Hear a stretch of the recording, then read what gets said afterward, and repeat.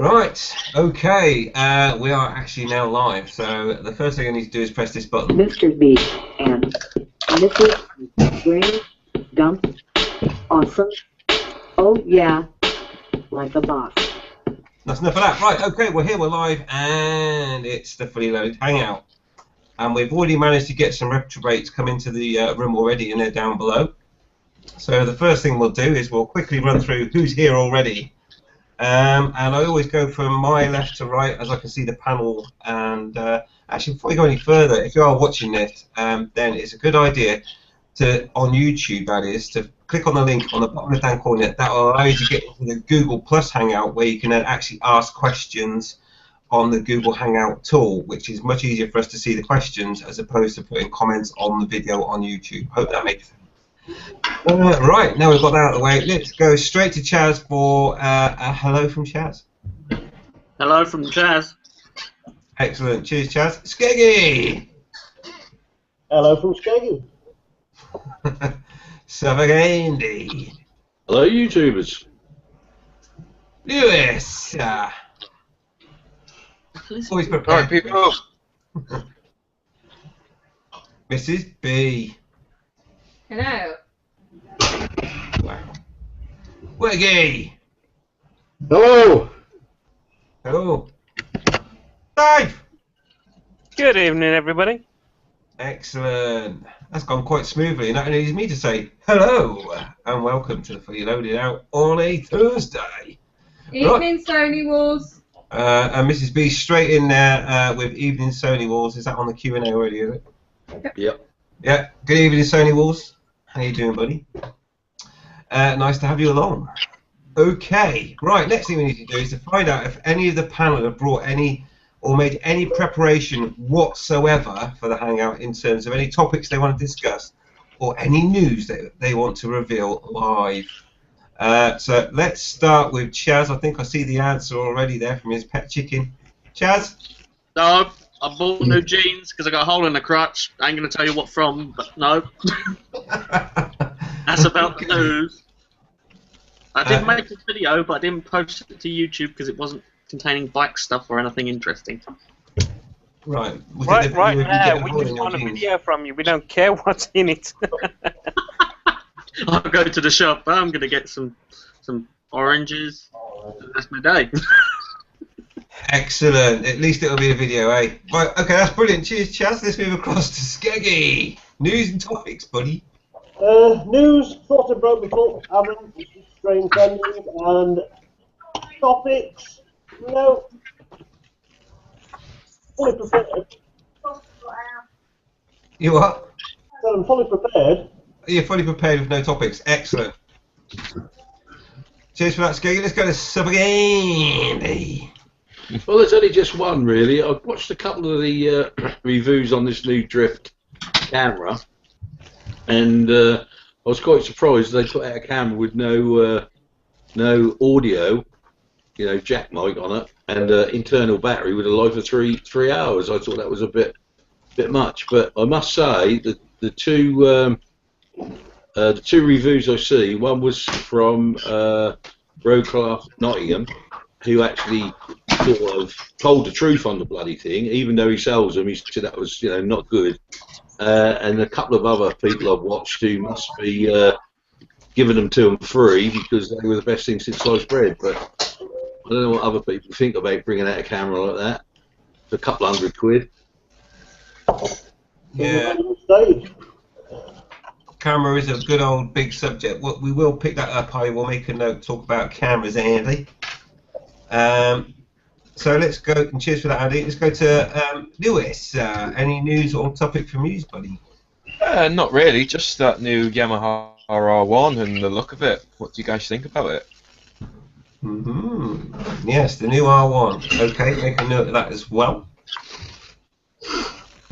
I want to test ride one of those as well, because that was my last bike before buses. I've made a note. Are you going to do that at Bill Smith's? Pardon? Will you do that at Bill Smith's? Possibly, yeah. Whoever wants to let me go on an R1 and review it, basically. Yeah. But yeah, whoever will let me go and ride on it. Okay, cheers, Lewis. That's a good one. That the new R1. Right, I'm going to skip past Vicky for the moment because he's retrieving beverages. So I'm going to go to Weggy. Weggy, any news and topics, buddy? No, not really. I mean, I've just started splitting down the ZZR, ready for a sort of bit of maintenance for the winter. Going to keep it on the road for the winter, but I'm going to spend the next couple of weeks sort of just stripping it down, greasing bits and pieces, just doing what you need to do for the winter. Apart from that, I've booked a test ride on a Triumph Thruxton at Lings in Ipswich in about 2 weeks' time, so that should be good. I'll do a video review on that and post me views. Yeah, definitely do that. I recommend that you do that. If you've got the opportunity, you've got a camera and you've got a new bike to go and ride, do a little review on it. Yeah. It's Well, good to be quite honest with you, it just seems that this time of year, you know, some of us might not be possibly using the bikes as much as we can do because of the weather and that. And to be honest with you, it's probably that time of year where it might be worth taking out the odd test drive here and there, you know. Yeah, absolutely. And it's always good to get that first reaction because you never get that again. Do you know what I mean? Absolutely. So yeah, it's definitely worth doing, mate. I recommend you do that. Nice one, Maggie. All right, let's go to Dave. Any news and topics from you, buddy? Is it Thursday already? It is Thursday. Nope, no news, no topics, but I'm still married, so that's a... Oh, Well done. You've done well, Dave. well done. Thank you. First week already. Excellent. You got through the honeymoon period. But, I have noticed that Sony Wars has come up with a topic in the chats in the comment question and answers. Okay. Yep. I will shift to those as soon as we get through the panel. Let's go to Vicky. News and topics from you. None. Okay, that was quick. I also noticed that we have Richard Carbiker has arrived. Would you like to say hello, Richard? Hello. Excellent. And let's move swiftly on to your fully prepared questions and topics for tonight, mate. Or news, sorry. News. Anything?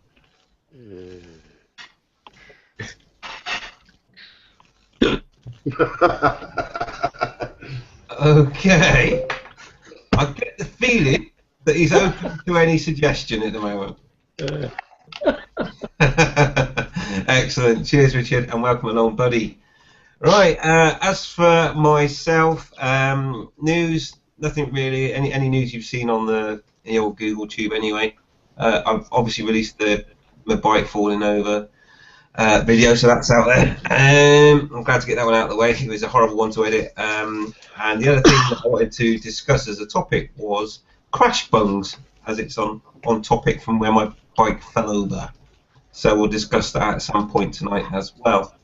Oh, and just as I thought I'd made it through the panel, Keith comes back. Hello. Good evening, chaps and ladies and gentlemen. Excellent. Cheers, Keith. Thank you for saying hello. And Keith, do you have any news or topics for tonight? No. Excellent. I like it short and sweet and simple. Okay then. Yeah. Oh, Chaz, go on. Do you want to say? Although I'm not short. Oh, I was right there, ready with the button, just waiting. It might be short of change, probably. Yeah. Okay, so let's go quickly to the questions then and cover some of those off straight away. So I'm going to go to Sony Wars' question, and he says, is there any chance can I start a topic on footwear on a motorbike, especially when you come off one? Okay, and he's followed that up quickly with, reason being, a friend of ours come off a motorbike and her feet looks like diced spam. Ugh, there's an image. Yeah, it doesn't sound good. I'm guessing she wasn't wearing proper motorbike boots, and I don't know. But yeah, absolutely, mate. We will put boots on the topic. In fact, why not just start with motorcycle boots? So would anyone from the panel like to address Sony Wars' question there about motorbike boots in terms of what they wear? Did anybody see the Gentleman Biker's video? I think he just called it Bugger. Oh, yes, I did, Richard, yes. I think that one's quite germane. Because I think he probably still has his foot because he was wearing proper biker boots. Because whatever it was he hit to do that kind of damage to the bike, and for it not to break his foot, I think was quite impressive. Yeah. Yeah. I don't think he found out what it is, did he? No. No, it looked like some sort of metal rod or something that he went over. Because it bent the peg, didn't it? It bent his brake lever, yeah, his rear brake lever. Yeah. So in terms of boots then, I mean, does anyone sort of say what they wear and why, briefly? I've got, I can't remember what make mine are, but I've got a pair of ankle boots and a pair of taller ones. To be honest, as long as you're wearing motorbike boots, I think you're alright. Something that's got decent armour in so it can take a whack. Something that's, I mean, you see people riding around in sandals and sand shoes and things, you think it'll last about a second if you come off. Yeah. Something that's going to take a hit, something that's going to be abrasion resistant, and something without laces. Which I was having this discussion with Lisa the other day because I didn't realise when we went out on Keith's ride out that she had a Doc Martens on. And I just have this fear of a lace getting into something. Yeah. Oh God, didn't bear thinking about. If it pulls your foot into the back wheel or something like that. Yeah. Or if you've got laces on and you're riding, if you take your foot off the peg and it catches around the peg, you can't put your foot down and the bike fall over. That's when I stopped wearing laces when I was 18, when I did that the first time. Just sandals now then, is it? Yeah, just sandals and socks in the winter. Jesus sandals, yeah. With socks. Yeah, great. Gotta keep your toes warm. No, but seriously, the minimum protection you want has got to be to cover your ankle, cover your toes. Preferably, I have it come halfway up the leg at least, so it's a full boot. But and Velcro, that's a minimum protection you have. If you can have shin armor, ankle armor, if you can afford to have the real good stuff, which limits the amount of movement that your foot can do, either sideways or forward and backwards, and that's even better. But not everybody's got that kind of money. So the minimum you can get away with is a nice, good, strong leather boot with a bit of armor on your shin. I know when Aaron had his accident, one of his injuries was a very badly broken big toe, and he had to have it pinned. Now, he was wearing a decent pair of boots, so if you think about it, if he wasn't wearing a decent pair of boots, I'd hate to think what would happen to his foot. But it just proves that, okay, he got a bad injury, but if he'd have been wearing something inferior, he probably would have got a bloody sight more. So you're crazy if you go on a bike without a decent pair of boots, I think it's the same for all kit. You've got to. I think you should wear kit. I know some people are against it. Personally, I would go out without my gear on, but the only thing you've got to watch out for is that you don't get a false sense of security because you've got your kit on. Because if you hit a lamppost, it doesn't matter if you're wearing a suit of armour. No, No, exactly. Yeah, and me personally. Trouble is though, Andy, there's so many different styles of boots out there. You know yourself, you go to a shop and there's loads. There's like boots for racing bikes, and there's boots for touring and sport, and Alpine Star boots, and there's so many out there. It's quite bewildering sometimes which ones to get. I just pulled these off Tiffany. Yeah, Chaz has got a boot there. I just pulled them off Tiff. I didn't even know how to do them. she wears protection when she's in your bedroom. That's, I would as well. Totally understandable. So she doesn't get an injury. Again, full armour necessary. Full armour. So yeah, the bottoms, that's where I think they suffer. Yeah. The bottom of most boots, if you can bend them easily, then I'd say they're crap. Yeah, they kind of bend in half. This has got like a steel shank going through the sole of the shoe. Stainless steel. And it's so rigid, but it's what you need, really. As David said, it restricts your movements, but it also stops more injury and more damage caused, as Skeggy will probably tell you. Yeah, absolutely. I think one of the things that people, and this is just in general really for me, is that people say, oh, I don't wear armour, I'm not going to come off. And Richard brought up a very good example of where you need armour even if you don't come off. And when you get hit by objects from the road. And a very good example, it was the gentleman biker, wasn't it, Richard? It was gentleman biker, yeah. It looked like he went over some sort of iron rod or something like that. I don't know exactly what it was. But basically, it bent his rear brake lever and it hit his foot. And the only thing that saved him was obviously the fact that he had a proper motorbike boot on. I don't really want to go into brands and everything else, but obviously if you're wearing motorbike boots, then you've got good protection. If you're not wearing motorbike boots and you're wearing trainers, sandals, whatever it is you're wearing, flip-flops, then obviously expect the worst if you ever do have anything to hit you, even if you're just riding along. Obviously if you come off, it's going to be bad as well, but you have to remember that there are objects on the road that are going to hit you. And it'll be, you know, the classic example is when I got hit by that rock, or whatever it was, on the crash helmet, which destroyed my crash helmet, but left my head intact pretty much. So, wear armour for that reason. But again, it's personal choice. If you're not bothered, you know, I think certainly Wars has got a good example of there where a colleague, a friend, has been hit, or no, come off, and her foot now looks like diced spam. So I'm guessing she wasn't wearing a proper motorbike boot, and it'd be good to know, Sony Wars, what she was wearing. But anyway, lesson learned. But it's a nasty lesson to learn, isn't it? Yeah. It's telling me she had trainers on when she had her accident on the 125 and ended up down the road. My instructor told me once that this is going back to 85. My instructor says to me, the one thing to remember on a bike, if you come up, you don't break things, you wear them away. You want to have something that will be able to take that abrasion more than your skin. It's true. It's all done in time as well, isn't it? It's like securing your bike, locks and all that. They can get through it if they've got enough time and patience and enough, you know, what is it? Whatever it is. But yeah, it's all down to time, like leather. It'll wear away eventually. It just rolled down the road. It just depends on how long it get you. Further than textile, but there is some new textile technology coming on the market and it keeps getting better and better, which is good for other riders if they don't want to wear leather. And they can also have it behind the leather. As like,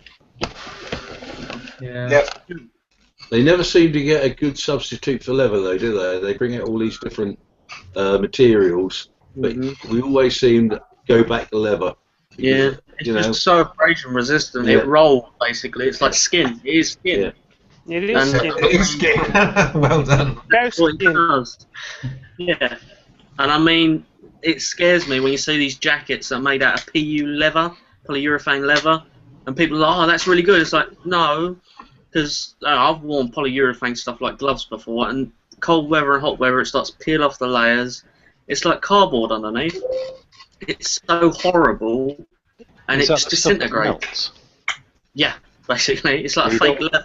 You don't want anything that gets hot and melts if you've been dragged on the road. It's not even that, Richard. It doesn't get hot. It's like wearing, it's like parachute material. Boom, straight away, it's gone through it. But I mean, if you're getting dragged down the road, the last thing you want is more stuff getting pushed into the wounds. Yeah. But no, polyurethane is so. It's basically for lookalike motorbike jackets. So if you want to go out on the club, you know, and stuff like that, go out on the town and have like a lookalike jacket. It's light. It's not so heavy. It won't make you sweat and all that sort of thing. It's just that people buy them to ride bikes on. It's like the polyurethane boots you can get. Look like leather, look like Doc Martens, but they're not. Yeah, but they just instantly melt. Yeah, I mean, Skeggy's got some example pairs that he's gone through one pair, and I think they've lasted him like a year or a few, and they're really decent quality. So he bought another pair, which is what I'd do. 7 years. Yeah, and they're really nice leather boots as well. Yeah, I'll just ask a quick question to the panel as well. Does anyone on the panel not wear some sort of motorbike boot when they ride? Never. Always wear boots. From my accident, if I wasn't wearing correct motorcycle boots, I'd have no toes by now. But you got web toes already. Eh? What, all 11 of them? 12. Actually, I've got 12. Oh, you're a posh one. Oh yeah, I'm the posh one. I've got 12, mate. You can Two of them, I think. Yeah, so there you go, folks. No one on the panel rides without proper motorbike boots. You So- learn from experience, think you, really? Yeah. I mean, everyone's done it. They got on a bike. I mean, nowadays you get on a learner bike and you're like, I just want to go out there, and it's so expensive for stuff when you first start off, and you just get a job, just get on a bike. And I mean, I did it. I wear toe detectors, you know, really good leather, but they're still toe caps. 'Cause I used to work in, well, I used to go to engineering at college and do all the electrical stuff and everything like that. But you learn more, and you learn that you should really wear better stuff, and then you start getting better stuff, and then you realise how unsafe it was. Because if you wear that sort of stuff, like normal shoes, and you ride your bike, it makes you really nervous. When I was riding, I in the summer, sometimes I used to wear a denim cutoff for my jacket, a pair of push bike gloves, you know, with the fingerless ones, and a pair of jeans and trainers. And it is right. You don't know how stupid you are until you see some damage off other people. Yeah. There's two ways you're going to change your life. You're either going to see somebody hurt, and that'll make you think and do it, or you're going to get hurt and you're going to do it. But believe me, when all these the amount of experience on this panel, even Calm Biker, even though he's only just over a year, the amount of experience on the panel, all telling you, get some decent gear, even if it's minimal gear, get some gear. Don't try and think about it, because you may never have an accident, but that doesn't stop somebody hitting you. You don't have to spend a fortune to get gear. I mean, yeah, it might not be as good as the top gear, but I think, you know, just starting with, you know, even fairly cheap bike gear is better than having no gear at all, really. I mean, my boots, for example, only cost me, I think, 40 quid from Aldi or Lidl or something like that. But, you know, I've got a year out of them, and they're still okay now. You know, I've never spent more than 60 quid on a pair of boots, and I've always got more than a year out of them. You don't have to spend a fortune, you know. I mean, places like you mentioned, Aldi and Lidl's and stuff like that, they're getting in half decent bike stuff. I mean, if you're starting off on a learner bike, you can get that sort of stuff, and it's all marked and these standards and everything like that. And it's not bad. I mean, it's better than wearing jeans. It's better than nothing, isn't it? I mean, and then when you get more money, you can afford to get something a bit more better if that's what you want. It gives you time to save up after you got your driving. Still riding. Absolutely. I mean, the decent stuff does cost a bomb. I mean, my it does, yeah. 200 quid my boots. Yeah. But that's because I wanted that security, and they're built like tanks. I mean, they use them for stunting. And how much was your other boot? But yeah, I mean, he'd say it's to the branding and stuff like that and the style, and he wouldn't go for that sort of thing. And it's all personal choice. You don't have to go for racing sort of boots like Alpine Stars. You don't have to go for anything like that. And you know, it's your life, it's your skin and everything like that. It's just we're just advisors, basically. Yeah. I mean, even a motorcycle shop will have a range suitable for anybody and anybody's budget. All you have to go is have a chat to them, say, well, this is my budget, and I'll guarantee they'll have something that will fit within whatever you can afford. So you don't have to spend a fortune. You really don't. And also, you could probably snag up a deal. I mean, if you say, I've got this much money, what can you do for it? Yeah. They might even lower the price of a decent pair or a really high-end pair. Yeah. Your budget, just because, I mean, most people that work in bike shops actually ride bikes, and they are bikers, heart and soul, and they look after other people, and they'll lower it down just to make sure you're safe and to keep your safety and interest. I mean, some they won't, but... I mean, for example, you buy winter gloves in summer and you buy summer gloves in winter, you know what I mean? Because at that time you're going to get a decent bargain. Yeah. You know, well, think ahead, think ahead a bit more, you know. I find that gloves are a bit of a give and take sort of thing. You can find a pair of gloves that you think will be brilliantly warm, but they won't be. Oh, I've had that. But And I'll tell you another thing as well. If you go to some of these, like the all bike show or Cobdop Bike Show, sorry. And they got traders there, and you can usually pick up a decent pair of gloves or boots or whatever, and they could be a decent make, but they're last year's style. Nothing wrong with them, but they bought 8 last year, and you can pick them up for half bloody price. Yeah. You know, it's a couple £100 boots for 75 quid or something like that. Yeah, I mean, that's what I want worth a look. Try not to follow fashion, Yeah. because fashion costs you money. I've got a real problem with buying something that looks a year out of date, because compared to everything else I wear, it'll look brand new. I mean, going back I'm the most raggedy one here, trust me. I don't know. I'm the most raggedy. I'll give you a run for your money. I don't know. Taking up raggedy with you, mate. Calm, all your stuff is brand new. Most of my stuff's second hand. I'm pretty sure I can beat all of you hands down. But yeah, it's going back to as Skeggy said. I mean, it's all fashion sometimes, and people will throw away basically a pristine pair of boots and everything like that just to get the newest thing out because, I don't know, Ross is wearing it or Marquez is wearing it, and they're like, oh, I've got to have that. Throw these one away or leave them somewhere.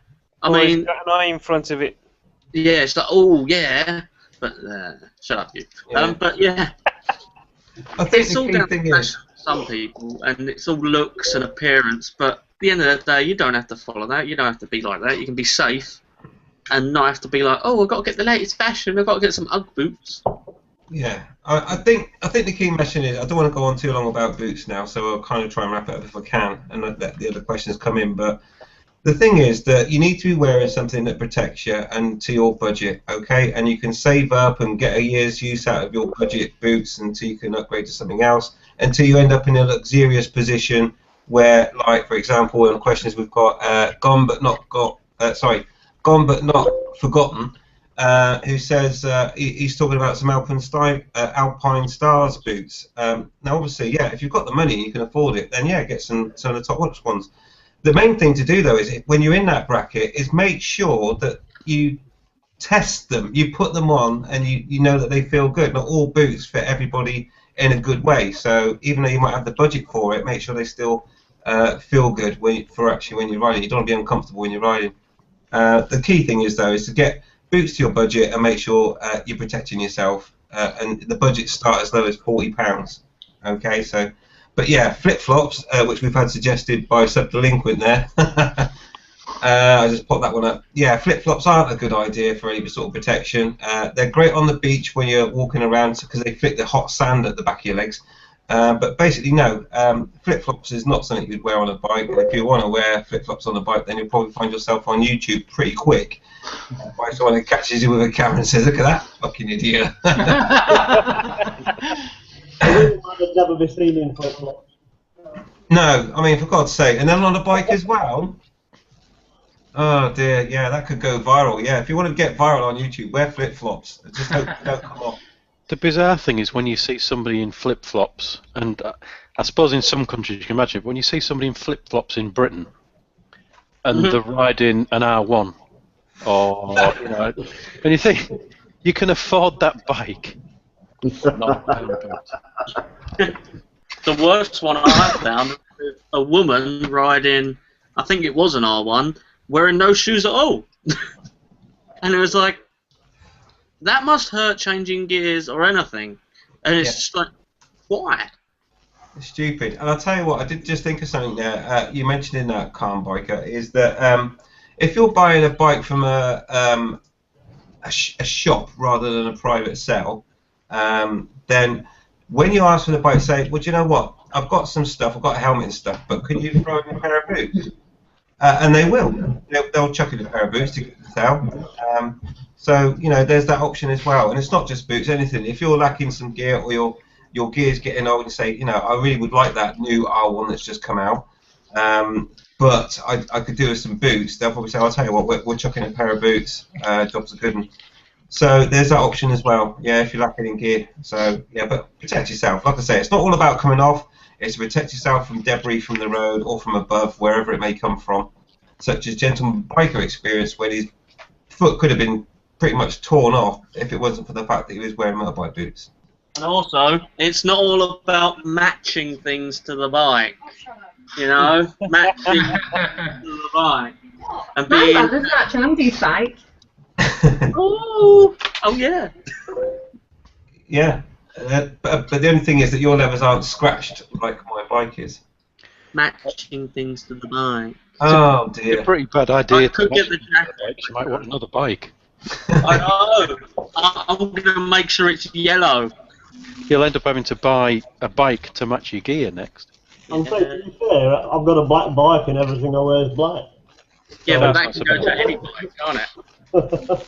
Yeah, black's a good colour. I mean, black and grey, so it mixed in with everything.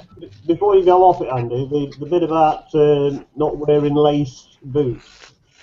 There's actually nothing wrong with wearing like a pair of army boots, para boots, things like that, so long as they're not steel toe caps, double or triple layers of leather, and so long as they are laced up properly, tight, and you keep an eye on the laces, keep them tied up, tucked in. I know no end of bikers who wear para boots and things like that non-stop, and they've never had a problem because they know for a damn fact, keep on checking them laces, make sure they're tucked in, make sure they're tight and out of sight. But one mate, he's that paranoid about it, he actually gaffer tapes his laces after he's put his boots on.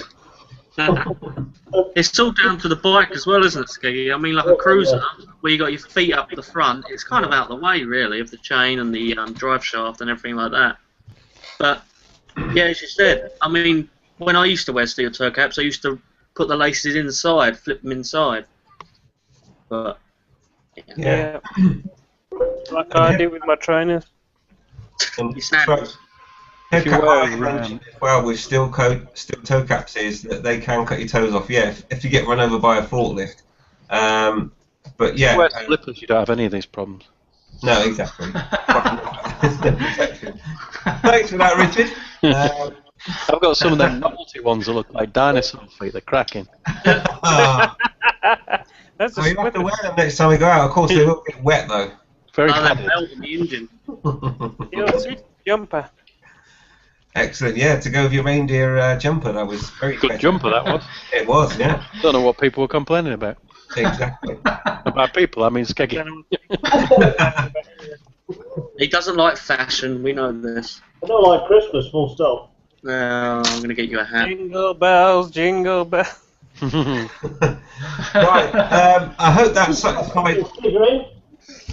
See how difficult it is when you're trying to control this rabble. But I think that concludes the boots topic. Unless anyone else wants anything else to say about the subject, I think we covered it fairly effectively. Yeah, if Alpine Star wants to give me a free pair of boots, I'll accept them. Those ones he mentioned, I looked them up. They're not actually, I mean, they're not cheap because they're Alpine Stars, but they're not as expensive as you might imagine. I found them for £100. Yeah. Oh, yeah. That's cheap for a boot. Yeah, I mean, my tall boots cost about £100. Yeah. They're not Alpine Stars. I mean, Tips are Alpine Stars, and they're summery sort of boots, and they're 160 something. But The only thing I'd say is, as a bit of advice, is never actually ever ride a bike in ballet shoes. They're soft and they've got laces as well. And actually, they might be good for me because I'll be able to touch the floor then. Oh yeah, on your toes. Oh, yeah. No, you need platform shoes. That's what you need. No, 70 shoes. I don't like the platform shoes that Chaz wears. You'll be able to reach the ground then, though, Mr. B. Imagine what that'd be like. Andy, have you ever thought about putting some blocks of wood on your pegs like we used to when we used to have bikes as kids, so we reach the pedals? Absolutely, yes, definitely. yeah, but right. He'll end up looking like Mrs. B running behind him, pushing him on the back, and then suddenly he'll get enough speed to hold himself up, and he's like, "I'm doing it! I'm doing it! I'm doing it!" I'm actually really.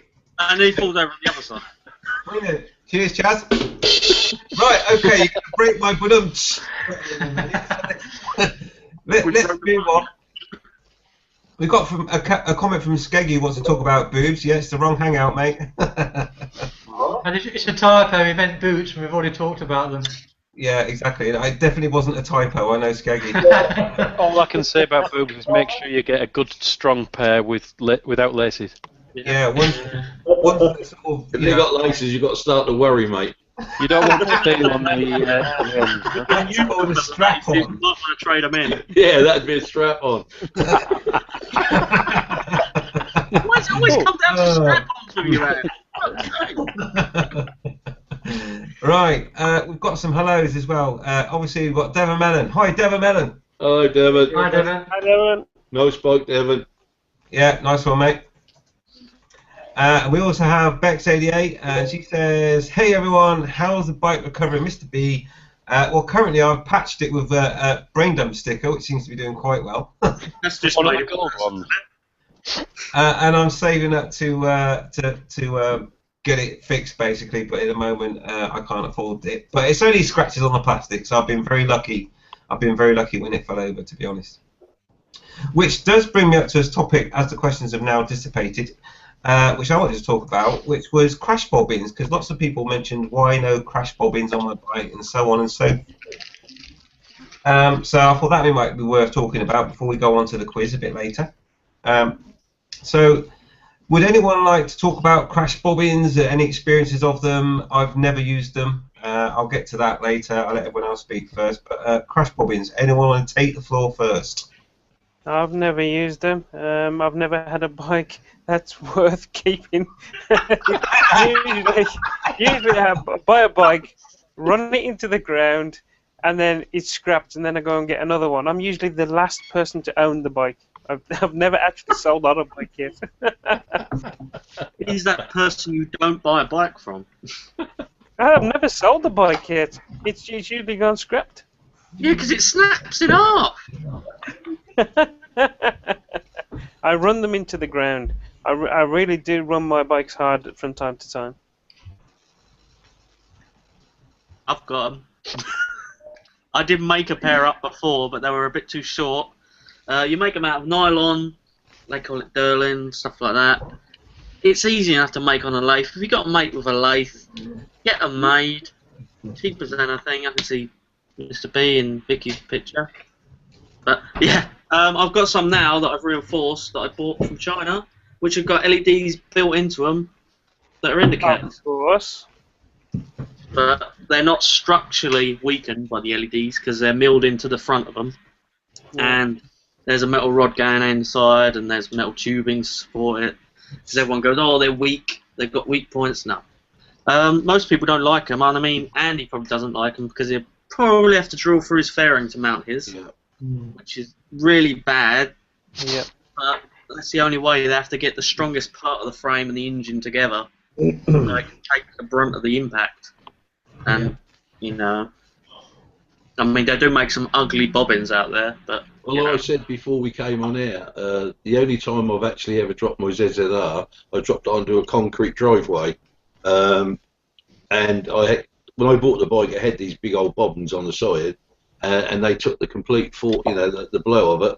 And when I picked the bike up, there was not a scratch on it at all, but the bobbin was really, really magged up at the end. So they do work if they're on there, you know.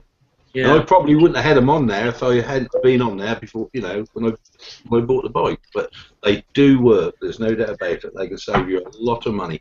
And it's always the luck that you always either drop your bike or drop it at traffic lights or get it knocked over when you're just thinking about getting them as well. Mm-hmm.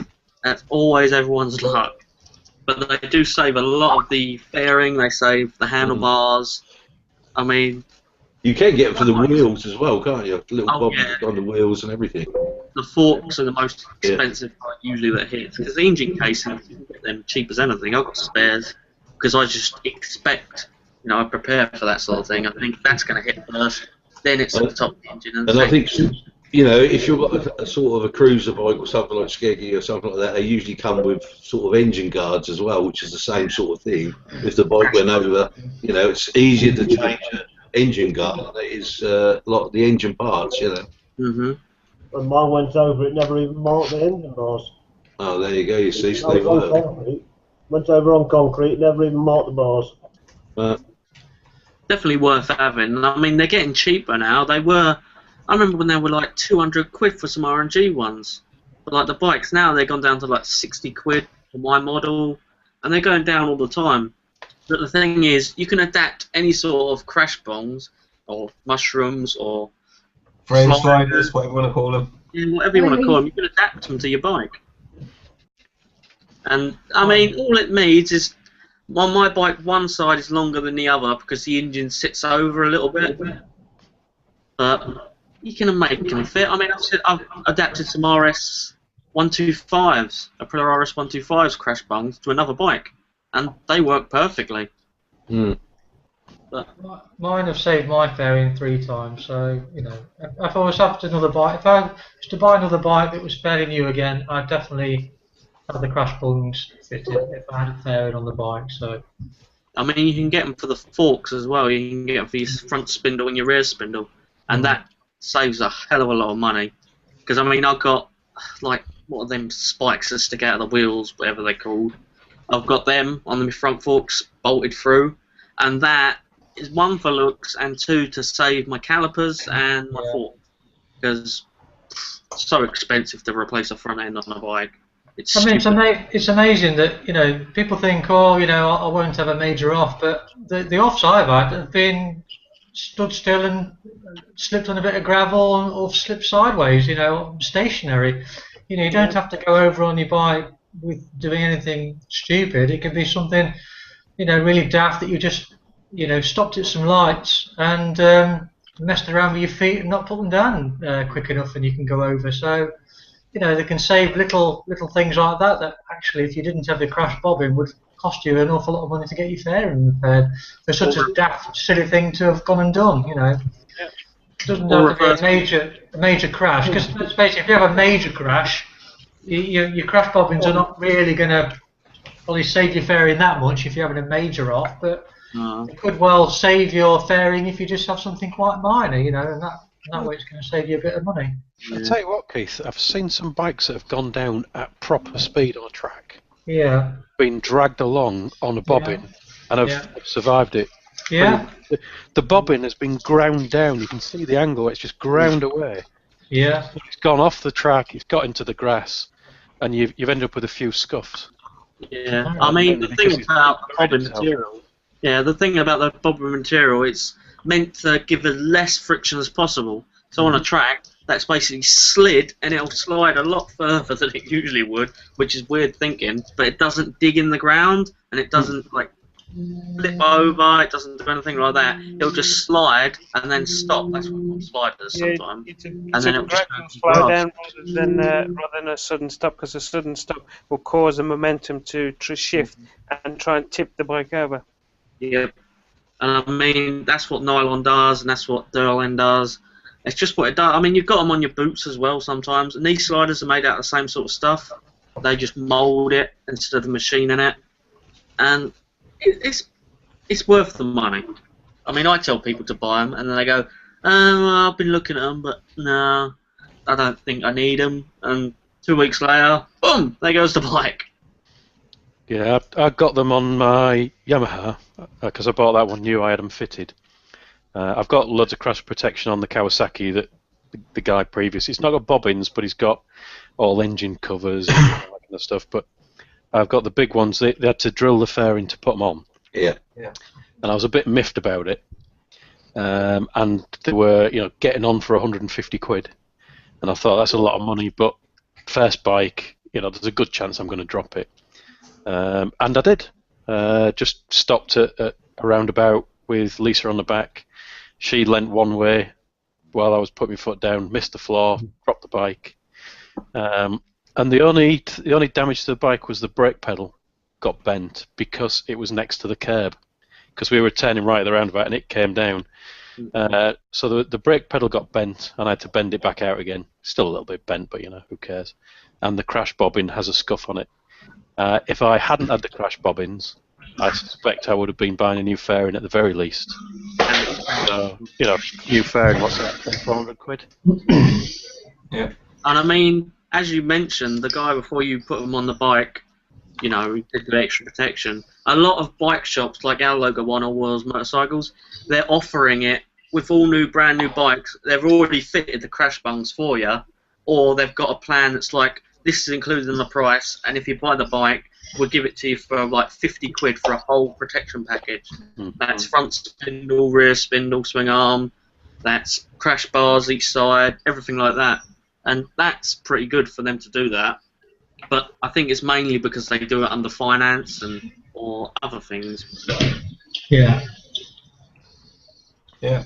And to just answer the question that a lot of people ask of me, why no crash or frame sliders, whatever you want to call them. There's two main reasons. One is that I would have to deface my bike to put them on, and the other thing is that I'm old school, and I believe that a bit like high vis, it kind of like, okay, it means it's okay to come off, whereas I like to have in my head subconsciously that it's not okay to come off and it's not okay to drop the bike, and therefore I don't. Okay, yes, the bike did fall over. Well, you know, you pushed it. It happens. I pushed it. But the plastic took the fall really well, and I'm a bit concerned about the frame impact that would have happened if I'd have had a cheap crash bung on there, because there's no crumple zone, and a direct impact to the frame when it falls over is not good. But you can get bobbins, or whatever you want to call them, frame sliders, that do have a crumple, which will soften the blow to the frame. Because remember, when it does hit the deck, you've got a direct impact to the frame, and obviously you don't want to end up with a twisted frame. So I mean, some of the RNG, Andy, they have got like cones on the back, and people think, oh, that's so they fit on there better and stuff like that. That's actually so they give way about, I think it's an inch and a half or something like that, and they'll be a little bit far away from your fairing, but that inch and a half pushes the frame bobbin onto the bolt, the mounting bolt, even more, and that's a little bit of leeway, that's a little bit of dampening if you want. yeah, But and those, after an accident, you've really got to replace them, which is annoying, and Yeah, you yeah. wouldn't. and they're not cheap either, are they? I mean, for your bike, it'd probably be about 80 quid, I reckon. But Yeah. then you've got to drill through the fairing. Yeah, it's not going to happen. It's not going to happen on my bus, so I'm not going to deface it. I'm a purist, old school. Sorry, and that's why. What year's your bus, Andy? Pardon? What year's your bus, sir? 1999. That said, though, I might get some for my F1. Yeah, why not? You know, I'm old school. It's horses for courses, whatever you want, really. And for me, I won't put crash bones on my hire bus ever. But if I was to maybe, if they had the money, then I might consider putting them on there. Just for the fact that I know I ride it more like a hooligan. To say. But for me, I'm like Richard. It'd be my first. Well, it is my first bike. It is your first bike, your SV, yeah, and it is gorgeous. It's mint. And I wouldn't want to ruin the fairing. No, and I don't think you need to drill through the fairing for your crash bungs on that. No, you don't. Nah. There you Yeah, go. so that's perfect. There you go. So I recommend them as well, but me personally, for my bus, never going on. It is personal preference at the end of the day. It's like protective gear, really. And I mean, like protective gear, they've got the fashionable ones with all the colours or the ones that look cool. And they don't do shit. I mean, they've got the anodised ones that go over the clutch casing that are like bolted onto the actual clutch casing on the original bolts, and they've got a tiny bit of like nylon on them, and they're all anodised red and stuff like that for these GSXRs. And they go, yeah, I want some of them. Problem is, there's no leeway, there's no impact crumple zone on them. As soon as they hit that, it's only going to grind it for like a metre or 2 metres at speed, and it's got the impact straight on the engine case. It's going to crack it, break the bolts off, or even crack the actual engine shell itself. So you've got to choose the right ones. Yeah, yeah. If you're going to put crash bungs on, or sliders, whatever you want to call them, get decent ones, because you know a direct impact to the engine or the frame is not good, and it'll cost you a lot more than the crash bungs did. To put that straight. And I just want to pick up. Sorry, Charles. I just want to pick up on B. Carroll as he put the question up there as well. Definitely worth getting. RNG bars on my ER6 saved my fairing 3 times so far, and that's probably somewhere in the region of about £3,000, I guess. Yeah, I was there for one of them. Yeah. But So absolutely. what was I going to say? Okay. Yeah, stop for words.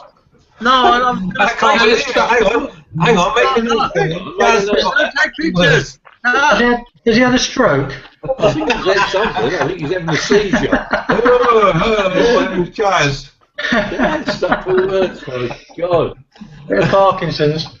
Oh, you can't be first, guys. Chaz has lost for words.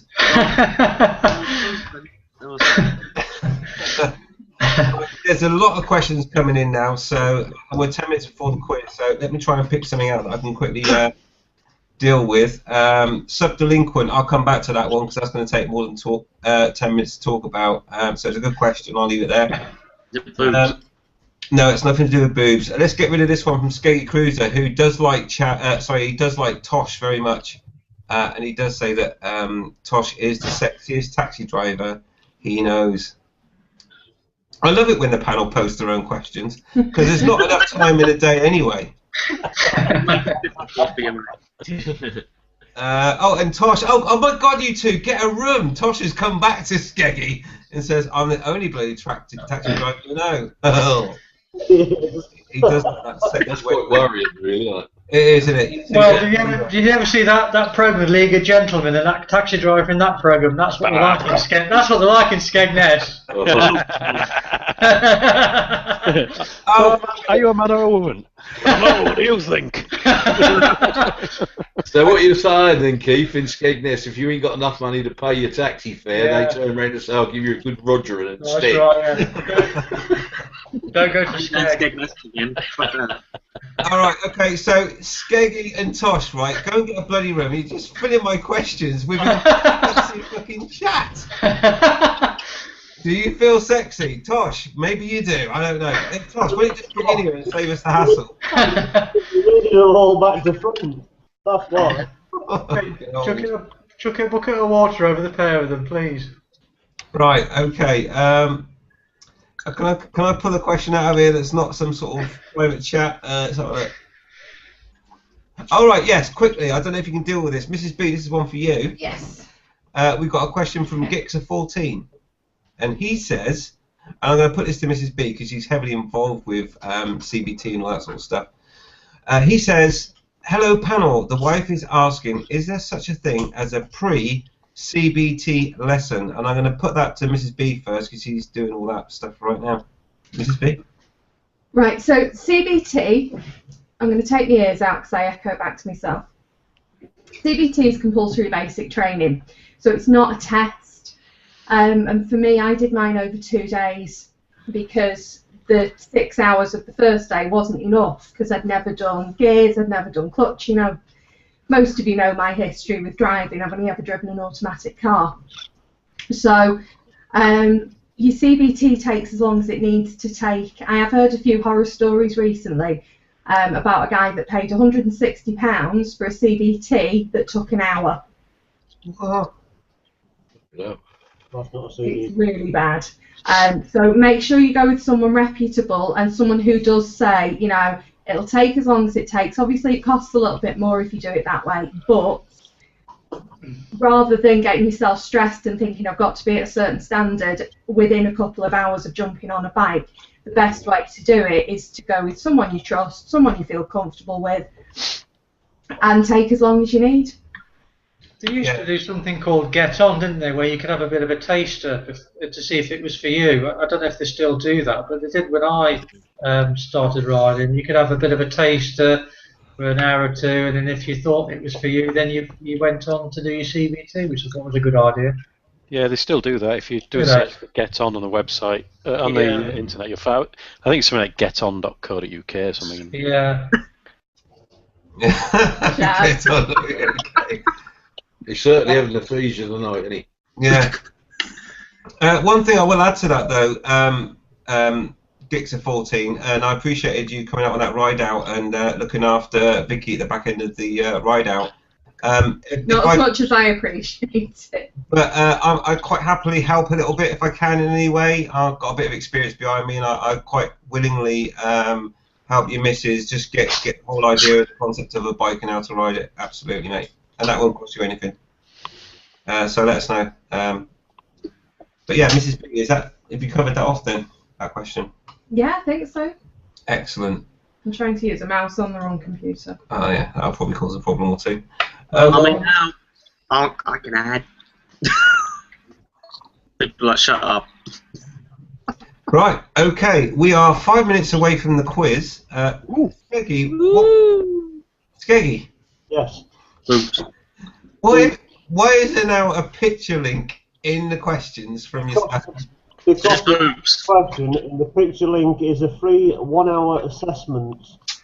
I mean, it's DSA approved and it's okay, this one's in my area, but if they do it, other people must do it. So you can have a 1 hour assessment for nothing, just to see whether you're capable of riding a bike or not. Right, do they like give you any... Skeggy, do they actually include, like, actually help you, or is it just about trying to get you to come back for more money? No, that's free. Well, it's a 3 hour assessment, free bike, free training guide and home study pack. Right. So certainly, from what I've heard, it's certainly worth doing. If anything's free, then it's always good, isn't it? At the end of the day, it's not really bad advice, of course, but... What I'll do when I go back to my riding school, because Dix is very local to us, I'll have a chat with them and see if they do something similar, and I'll pass the details over to you. I mean, our local bike riding school, if you go in there and have a chat with them, they know everyone's a bit nervous or they're a bit unsure or they doubt themselves a little bit, and they'll say, just come along to our CBT, we won't let you get on a bike and stuff like that. We'll just walk you through it and we'll show you. You can watch everyone else learn to do their CBT, like on the sidelines. And that helps a lot of people because they're like, oh, look, that little girl or that young lady's never ridden a bike before and she's just getting used to it and it doesn't look that daunting. And that helps because, our local school, Ipswich Rider Training, there's a plug. If you live in Ipswich, of course. Oh, yeah. No, come from London. Come from everywhere. Come from Iceland. Don't come from America, though. No. Well, now I've found a riding school that I'm happy with. My instructor is awesome. He's lovely. Yeah. I really, really do recommend them. Yeah, I'll vouch for him as well, because Vicky's got another video that's probably come out soon when you edit it.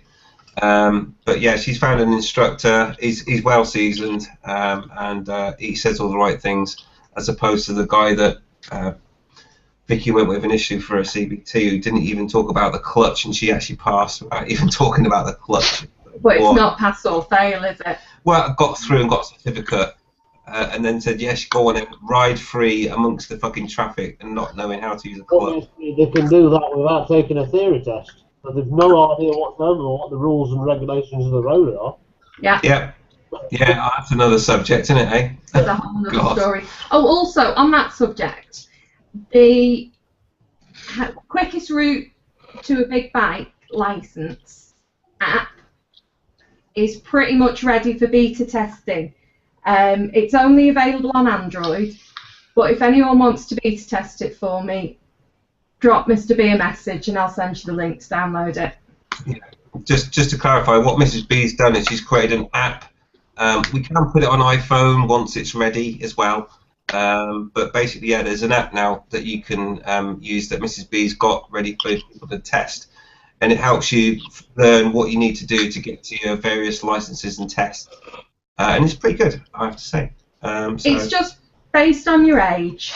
What's the quickest route to a big bike? Yeah, and if you're 16, it's a long haul. Will it work on a Windows phone? Nothing works on a Windows phone, Skeggy. Not even Windows. Don't know if you can put an extra license in it. I don't for Android. That's why it's as it is. But if I can do it for Windows, I'll send you the link. Yeah, we'll test it on we'll test it on Android, and if everyone thinks, yeah, that's okay, that's worth doing. Yes, we can publish it to any format, Windows Phone, iPhone, and all that good stuff as well. But these things cost a little bit of money just to put them out there and in the stores and stuff. But yeah, so there you go. So that would be interesting. Yeah, send me an email, mrb@braindump.tv, if you would like to test drive Mrs. B's license app, and we'll go from there. Right. Okay, I believe it's now 10 o'clock, which means it's Is it quiz time for us time. to swap chairs? Yes, that means I get a break. Okay, so it's quiz time, and then we'll get back to the questions. If they do disappear, guys, please repost them. There's some really good questions up, and we'll get to them right after the quiz. So it's kind of entertainment time if you find it entertaining. Or time to go and make a cuppa if you don't. Yeah. Right, cheers. Right, as requested, tonight's quiz is mostly about motorbikes. Oh, Oh, you God. want everybody get an answer right now? I know nothing about bloody motorcycles. All right. Do you like motorbikes? No. The motorcycle. A motorcycle. So, let's break in easy. Are we doing buzzers? Shoot you, madam. I was trying to find a buzzer app, not that it matters because I'm buzzers. the answers. Oh yeah, has everyone got a buzzer? I will have in a minute. Hang on, there's no point all Please, Skeggy. buzzers go at the same time. If anybody Stop the, I'm not prepared. I'll have to eat them. Right, starting with Keith. Let me hear your buzzer, baby. Hang on. Stand Hang on. Helps if we turn the volume up. Okay. So Keith is the cop. We all know that. Isn't it? Thank you.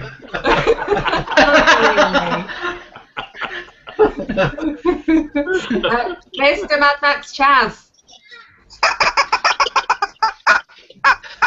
is cock number 2. Certainly. Calm Richards muted himself, so I'll jump to Skeggy and come back to you. Skeggy's the gong. Buzz. What, the gimp? Gong, not the Oh, right. gimp. Do you know what? I found myself saying gimp loads recently. Are you looking at Andy when you do it? Yeah, usually. That's all his fault, that. Sub again, Andy. Oh, pretty awful that is. Would it be a battle again? Yep. At the time. And Lewis. Wait. We got the mad one. Mr. B. Cock number 3. Oh, Too much similarity there. That's right, Lewis is exactly that. Weggy.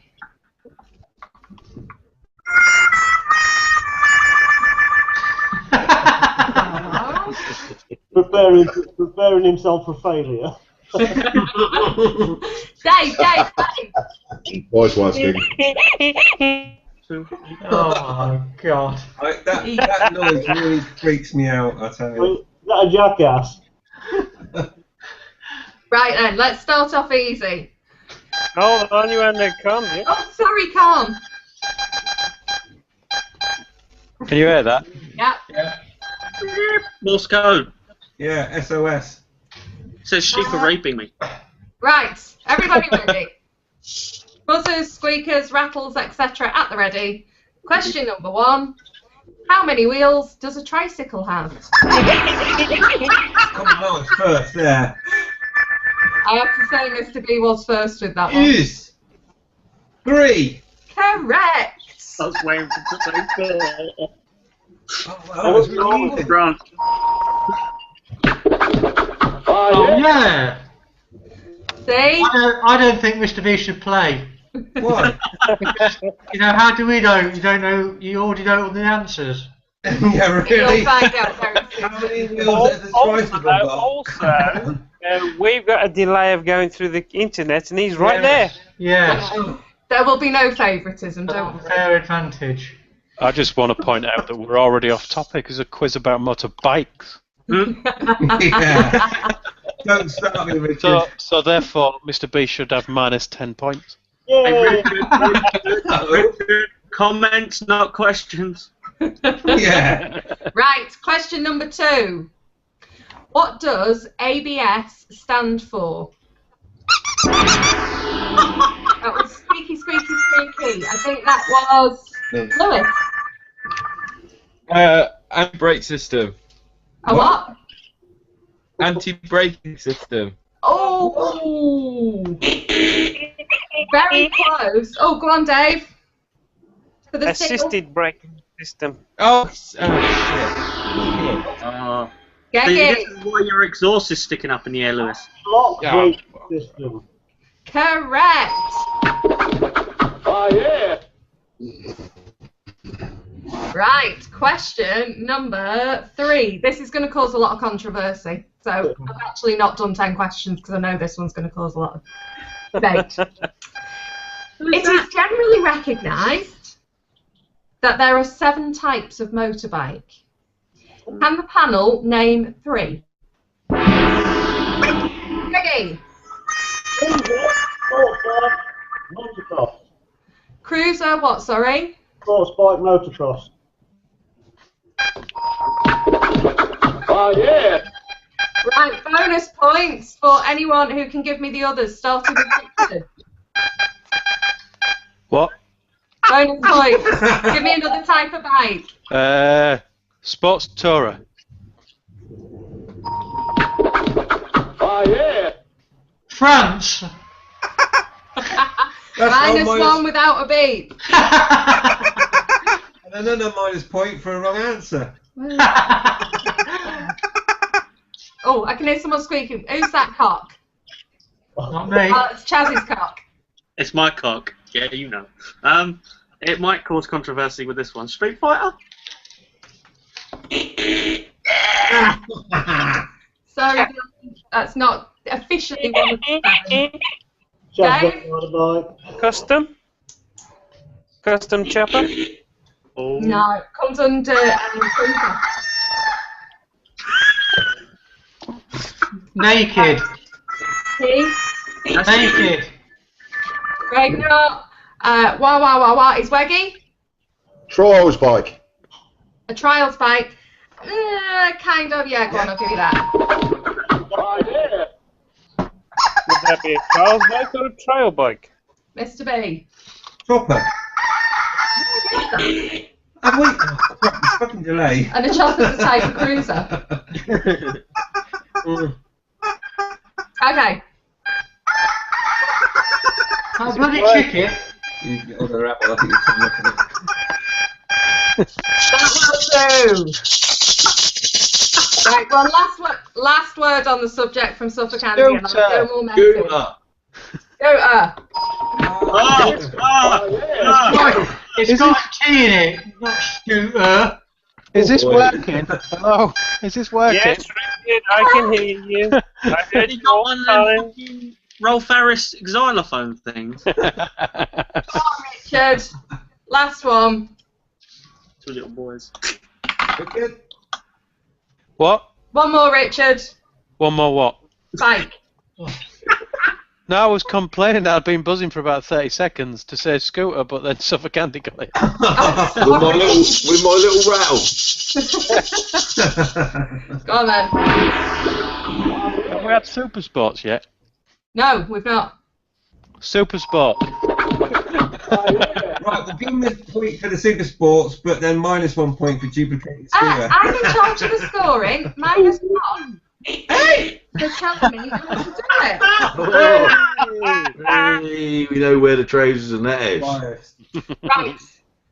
I actually found 10 because there was no agreement across different websites and insurers as to the different types of bikes. So there you go. That's why I thought there was going to be a controversy. Standard, cruiser, sports bike, touring, dual purpose, dirt bike, sport touring, adventure sport, and moped or scooter.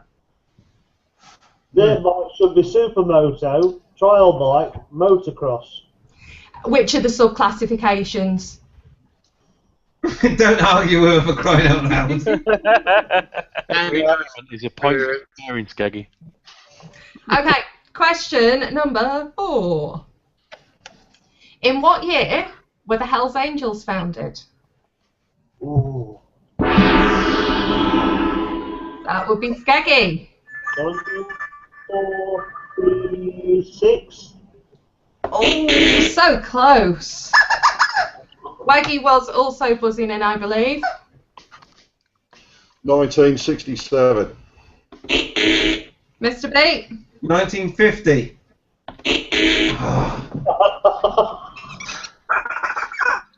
Oh, I heard a squeak. Was that Lewis? 1963.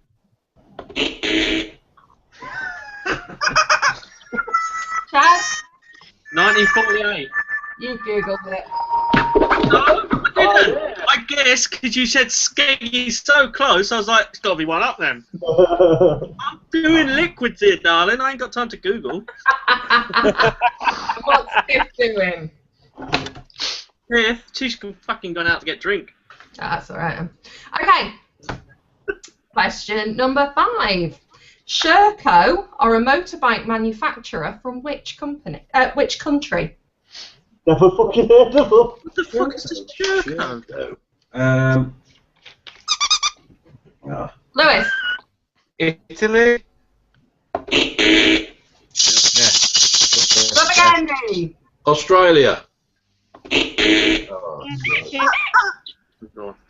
Oh, I think that was Dave. Switzerland. Chad? China? Ready? Slovakia. Hang on. Mr. B. Russia. Ah. Chaz. France. Hey? Googled I was like, no one's saying France. What's wrong with you He people? Googled it. There you go. There's always a French answer. Of course. One of the answers is always going to be France. There's also a howler in here as well. If you watch QI, you know the obvious answer that you want to give? Yeah. Yeah. Yeah, that's coming up. So, the offspring of a false killer whale and a bottle-nosed dolphin is known as what? Oh no. Lewis? Oh, Keith. It's not it's cetacean, is it? Keith? A pup. Can we have a question again? At the Catty Diaville. Looks about right. Yeah, fucking mad. That's got to be losing points for not shouting out. Any more for any more? It's a false killer whale and a bottlenose dolphin. Free Willy. Is that a service you're providing? Oh yeah. Okay. Try before you buy. Not a killer willy. Time is up before you start Googling. It's a wolfin. Oh, well. Oh my god. A I know wolfin. someone called Right. Wolfie. Wow, now. How is that to do with motorbikes? No, that one's not. There's just a few silly ones. Well done, Maybe something like R1. I was going to buy one of them whale bikes as well. It's actually a Hayabusa with 2 rear wheels. Yeah. It's also known as a wolfin. Or Hang on. something from the Well same done, family. Yeah. Right, the last two are not about bikes. The last 3. That was one of them. So next one. In 2008, which country had a national sheep stock of 33.1 million?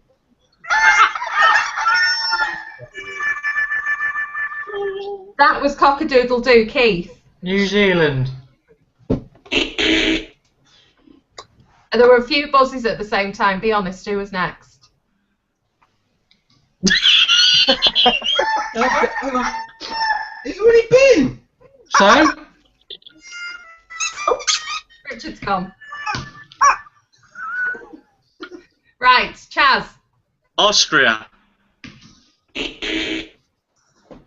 Mr. B. Wales. Oh. Keith. Australia.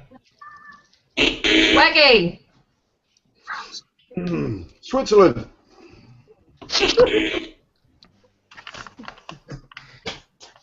Pity Suffolk isn't a country. Yeah, No, bloody dear. Andy's backyard. Suffolk Andy's backyard, yeah. Yeah. I have no idea whatsoever.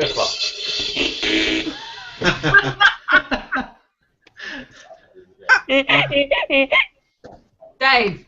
The Vatican.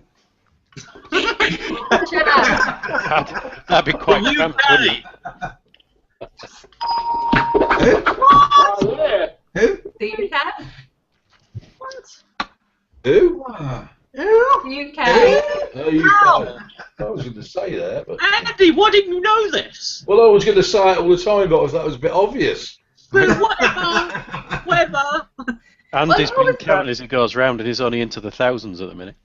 So the UK, which is of course not just England, did you include the ones from Scotland and Wales? And that? Here we go. I did when I counted. Suffolk's not part of the UK. Well, we're not. No. Is the UK even a country? All right. Pretty sure the UK is not a country. No, it's a combination of countries. I say it is. Oh, here we go again. So there. Mrs. B's ready, Donald. You want to fight about it? Which group of United Countries? Yeah, that'd be a giveaway. Right, final question. What do the majority of people use the internet for? Dave just got in there first. Google searches. Oops, that was Chaz. Porn. Whip, whip, whip.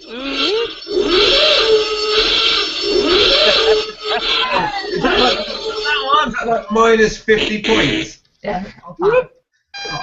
Awesome. Oh, Andy, Richard. I'll be shopping, shall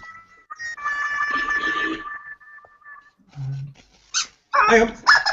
Oh, someone squeaked before you, Mr. B. Who was that? Was that Lewis? Yeah. Go, Social Lewis. networking. Oh, yeah. What was it? Social networking. Oh, Just goes. That's another word for porn. It is Let's porn. go. Yeah, it is, it does, isn't it? Everyone's like, I'll go on Facebook now. Fuck it, I'll look at porn. Right, and with that, I'll just tot up the Lady scores. lingerie. Well, that's not going to take long, is it? Oh.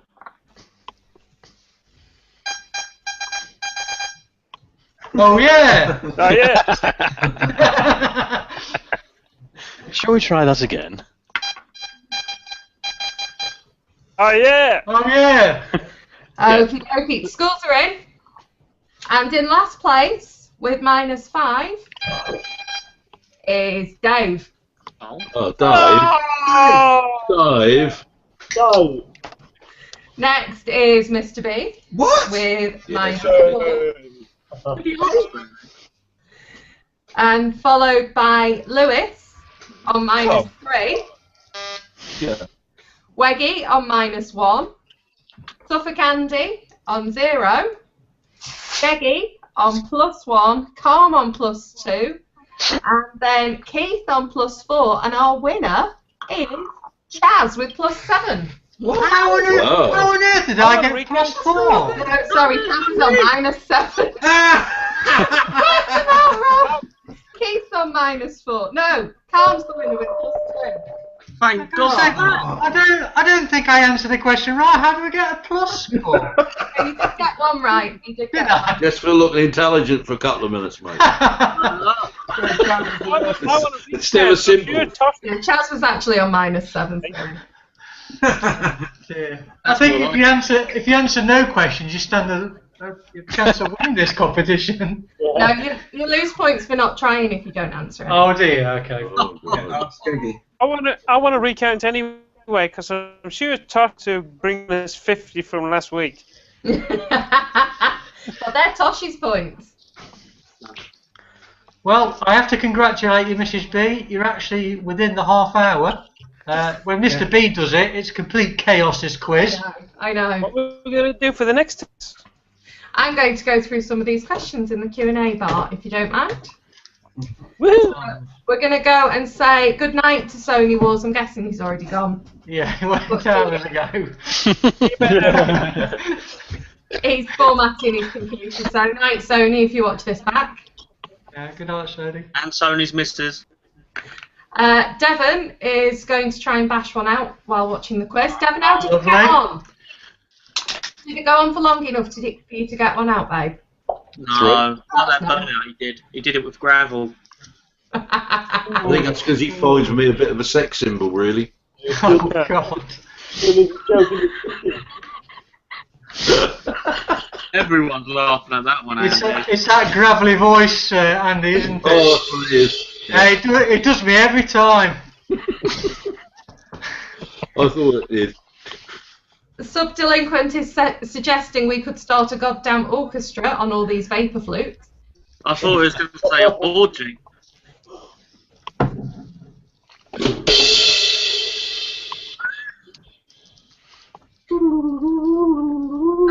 Go Vicky go, says Tosh. Thanks, Tosh. Do you want me to go away? Jixer says monkey bite. Not Andy could reach around. Oh, that's make a bike, isn't it? Ah, yes. Of course. That gets a... Sorry, Yeah. What about folding bike? -1. I always knew it was never really a bike. More like a Right, so let's go back to some sensibleness. What are your thoughts and feelings on riding after a few beers? What limits do you drink and ride with? And None. Why would you? let's start. Let's go my right to left, which is with Dave. Yeah, when I was younger, the first time I ever decided to have a drink, I'm not a heavy drinker. I had, I think it was a pint of cider or something like that, and my head was starting to spin. So I drove home from there thinking, I'm never doing this again. So my personal limit is 0. If I'm going to go out anywhere and I'm going to have a drink, I don't take the bike, take a taxi or something like that. But yeah, my personal limit is 0, but it still made my head spin, so I don't do it. Waggy, what about you? Well, me personally, nowadays I wouldn't drink at all while riding. But when I was younger, I did have a few beers, and quite honestly, I wouldn't do it now. It's just far too dangerous. To be quite honest, I wouldn't even take the bike out and have a drink nowadays. Like you say, I'd get a taxi or get a lift somewhere. Just leave the bike at home. Keep it safe. Lewis? Yeah, it'd be pretty naive and stupid of you to drink and drive and then actually crash or kill someone. So, yeah, 0. Is he old enough to drink yet? Gosh. Kaz, Drink alcohol pops or smoke you?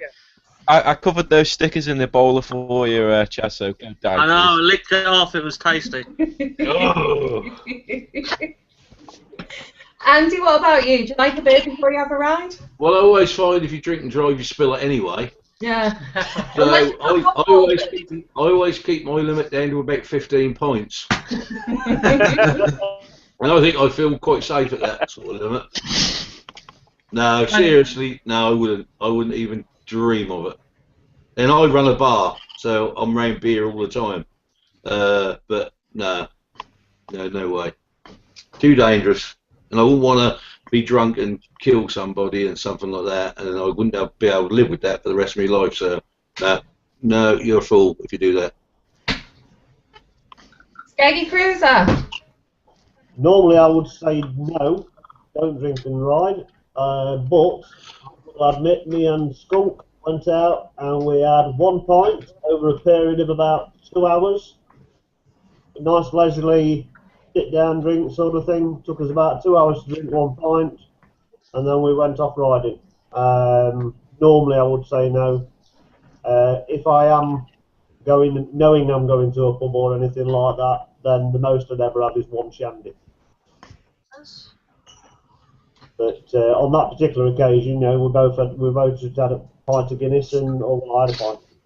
and that was it. But yeah, I mean, a lot of it depends on what you've had to eat. You know, what you know yourself, how your body absorbs things and takes it, whether you can handle your drink or not. Mm. I mean, these days I'm teetotal anyway. I'm like Andy, so.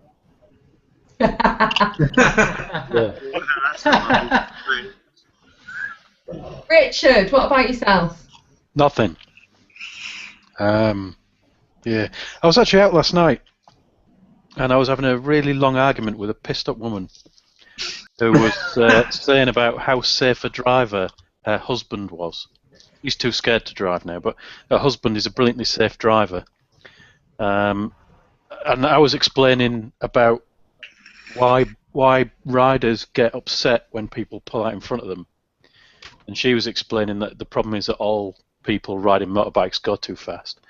And she was explaining about how he was coming out of a junction, and he pulled out of a junction, heard a horn, and there was a bike right up his arse, and that was the bike's fault.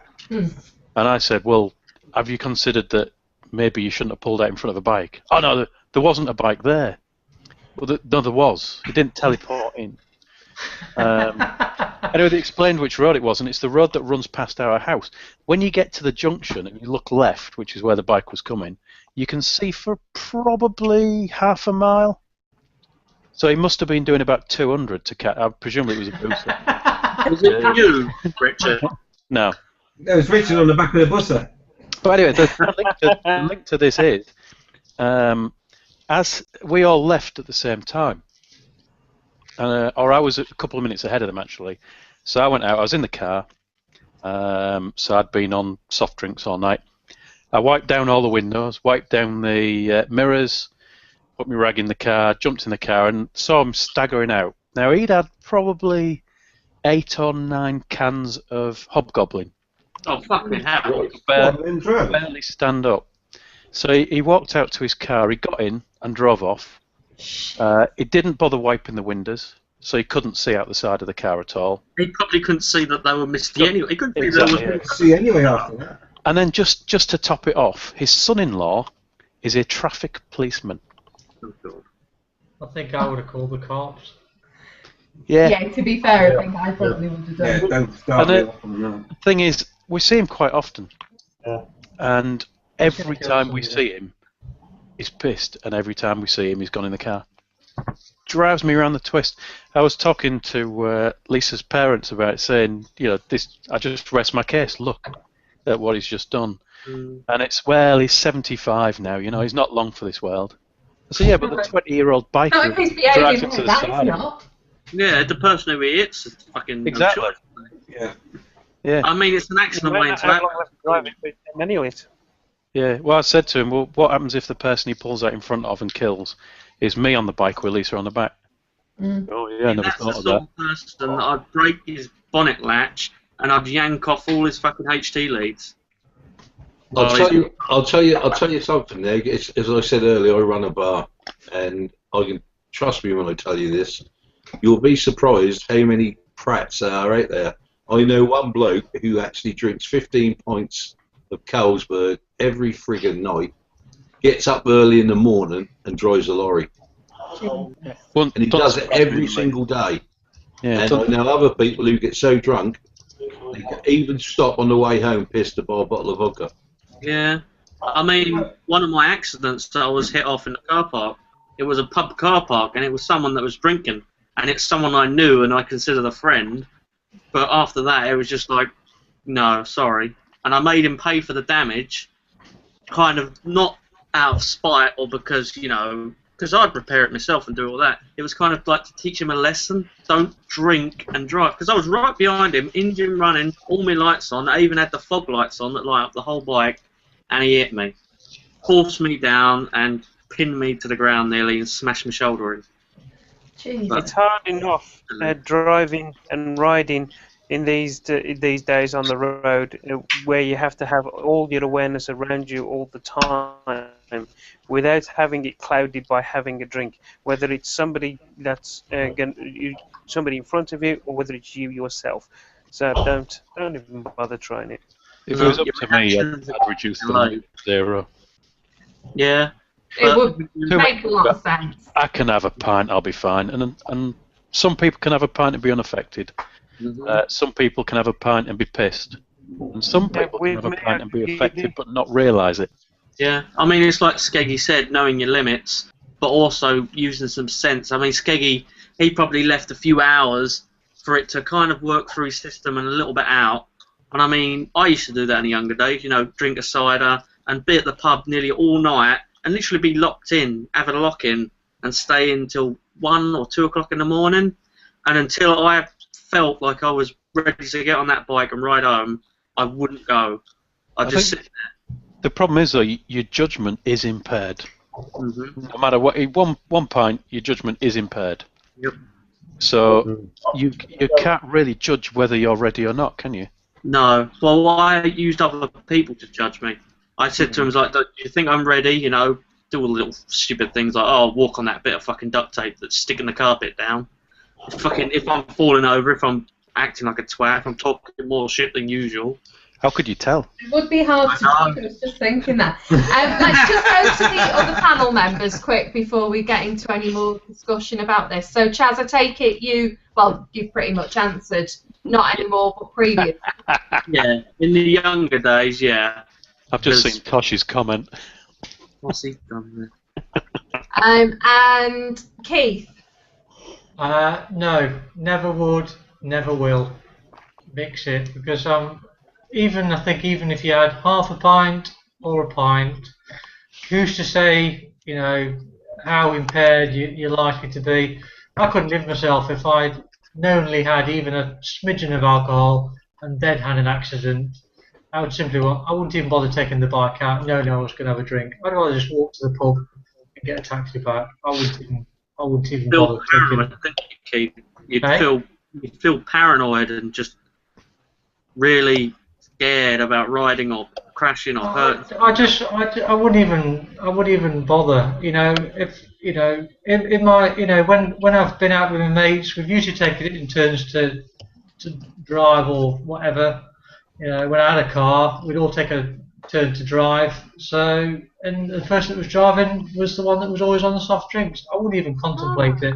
Not even a shandy. I wouldn't even have a shandy. I'd have soft drinks all night if I was driving. Yeah, I mean, that's being responsible. But, I mean, it's like riding when you're tired and it's pitch black, it's at night, you're alone, and you're riding when you're really tired and you kind of like blink and you think, shit, could this be like I'm falling asleep? And you think, I could be in that fucking field somewhere. I mean, I'm tired now. I think if I had a pint now, I'm tired, and I would probably be pissed after a pint because I feel tired already. So God knows how I feel after a pint of beer. So I wouldn't even bother it. It's not worth the risk. And you're only spinning squiggly, so it goes straight through you. So lastly, Mr. B. Now I know the truth to this answer. You have to select me. Right.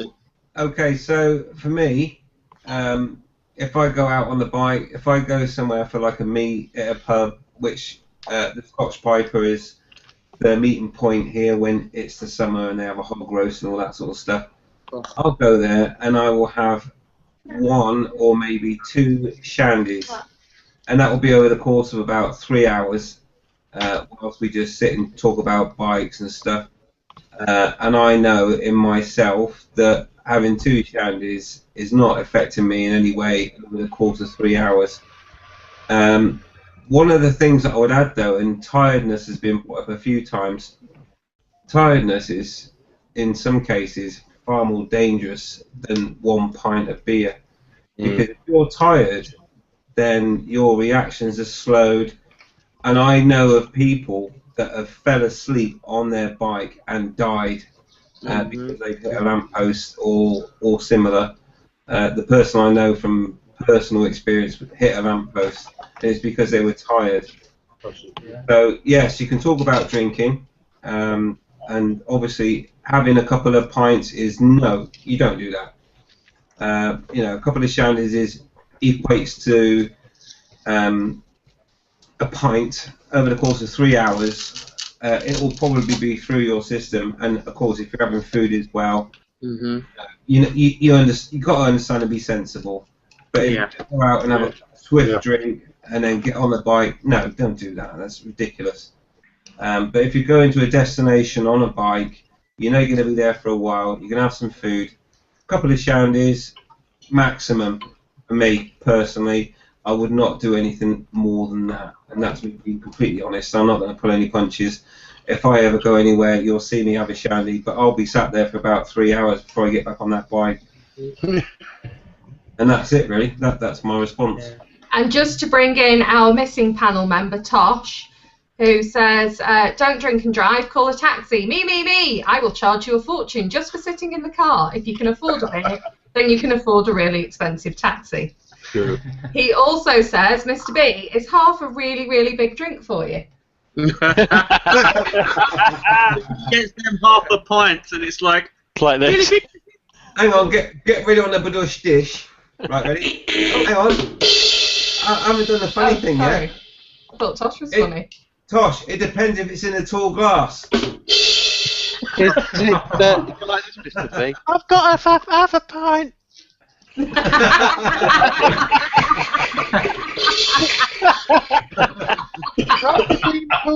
the theme tune. You're hilarious. Whoa. Oh God, where's he got to get his platform shoes? Right. I've got a Coke! The irony is that is actually just a normal Coke bottle. See this finger, Vicky? Hey, you saw the size of those fish in his bloody aquarium. Bloody hell, they're like sharks. We thought they were going to eat him. The shark. Yeah.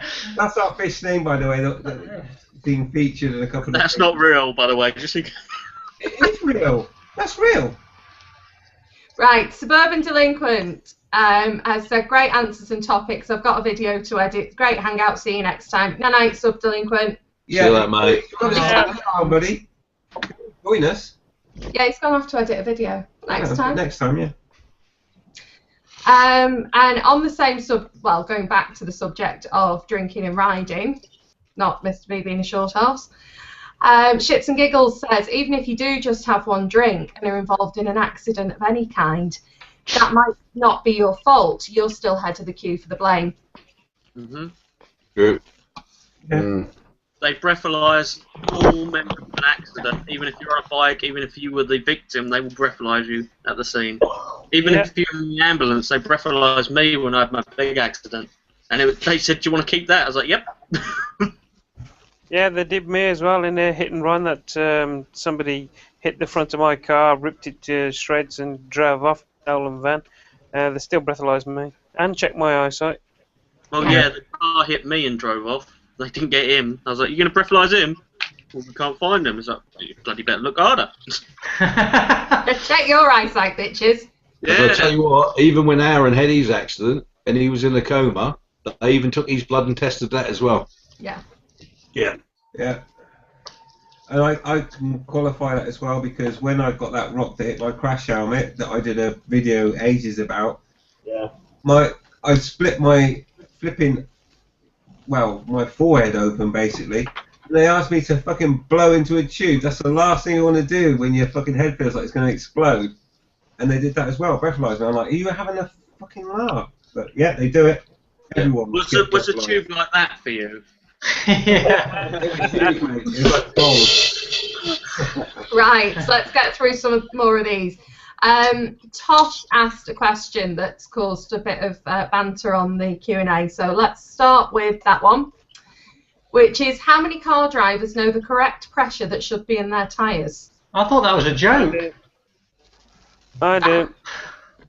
No one. That's a ridiculous question. What, in the whole world? In their own tyres, I assume. I know what pressure our car How many needs. car drivers know the correct pressure that should be in their tyres? In the world? In their tyres. I haven't worked If they've cut me up, it should be 0. I'm going to guess about 500,000. 500,000. I think it means in the panel. Oh, I don't have a car, so I'm going to say I don't know. What about your bike though, Keith? I know on my bike because I've got those things on my hubcaps that tells me what the pressure is. You've got hubcaps on your bike, have you? Yeah, keep you got No, not hubcaps. Oh, he's got spinners. He's got Yeah.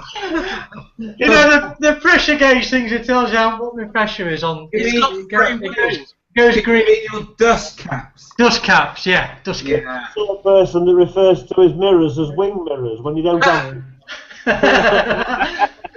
Just maybe spill my beer. Yeah. Chad, what about you? I've not even been drinking. In cars, they should be 0 if they've cut me up. On my bike, it's 42 psi. Ah, there we go. Skeggy? Yep, I know what air car is, I know what my car is, I know what air bike is, I know what my bike is. So big Andy. Yeah, I do. Yeah, I know what my bike is, and I know all my bikes, and I know what my car is. Lewis? Yeah, I haven't got a car. I don't know what the bikes are. Mr. B? Yeah, obviously. Done videos on it. What's our car tyre pressure? 27 No, psi. it's not. That look, though. That look. If that's in a KA, it's wrong. A wheelbarrow. As if I drive a fucking car. One of them red and yellow kids' cars. Waggy, save us from the silliness. Yeah, yeah. Same as Andy's got a 42 back in front, or 41, sorry, and the car. I did the Wise car the weekend. It's a little Fiesta. I think it's, if I'm right, 28. So it's like 20 in front and 26 in the rears. And Dave. Yeah, I know. Past 2 bikes, and also now my car, which I got rid of 7 years ago. Just in case he finds it again and goes, mate, your tyres need pumping up. I'll tell you what surprises me is how high the My top car was scrapped. Remember, I'm the last owner of everything. Oh, Guys, yeah. one at a time. Go on, Skeggy. I was just saying, what surprises me is how high the tyre pressures are in bikes. Yeah, but there's Yeah. weight place, isn't there, on less surface area. I mean, mine's 41 in the rear on mine. I just thought that was rather a lot for a bike, but That does seem quite high. On my Triumph Sprint 900, it was 46 in the back, and 36 in the front. And on this one, it's 29 in the front and 34 in the back, or 36 if I get weight on. Jesus, you might as well fill it with hydrogen. I'll tell you what, one thing though, while we're talking about tyre pressures, is worth mentioning, is that, you know, you go to petrol stations and they've got the air pressure fucking inflated tyre gadgets at the side of the road. Don't trust the readings on that. Take a proper tyre pressure gauge. The petrol station pumps are always fucking way out. Really? I'm sure some of the oldies in here will tell you as well, if you're going to use one of them, push on the tyre yourself, because you get used to the exact pressure you need near enough to the fill, and it'll get you home or get you to a place that's got a decent gauge, like a garage or a bike shop or even your own garage. Just carry a pain gauge. I've got a pain gauge in the back rear cowl that I always check my pressure with. You should always do your tyres up when the tyres are cold anyway. Yep. Shouldn't really ride it to a petrol station and do it right there and then because your tyres are warmed up.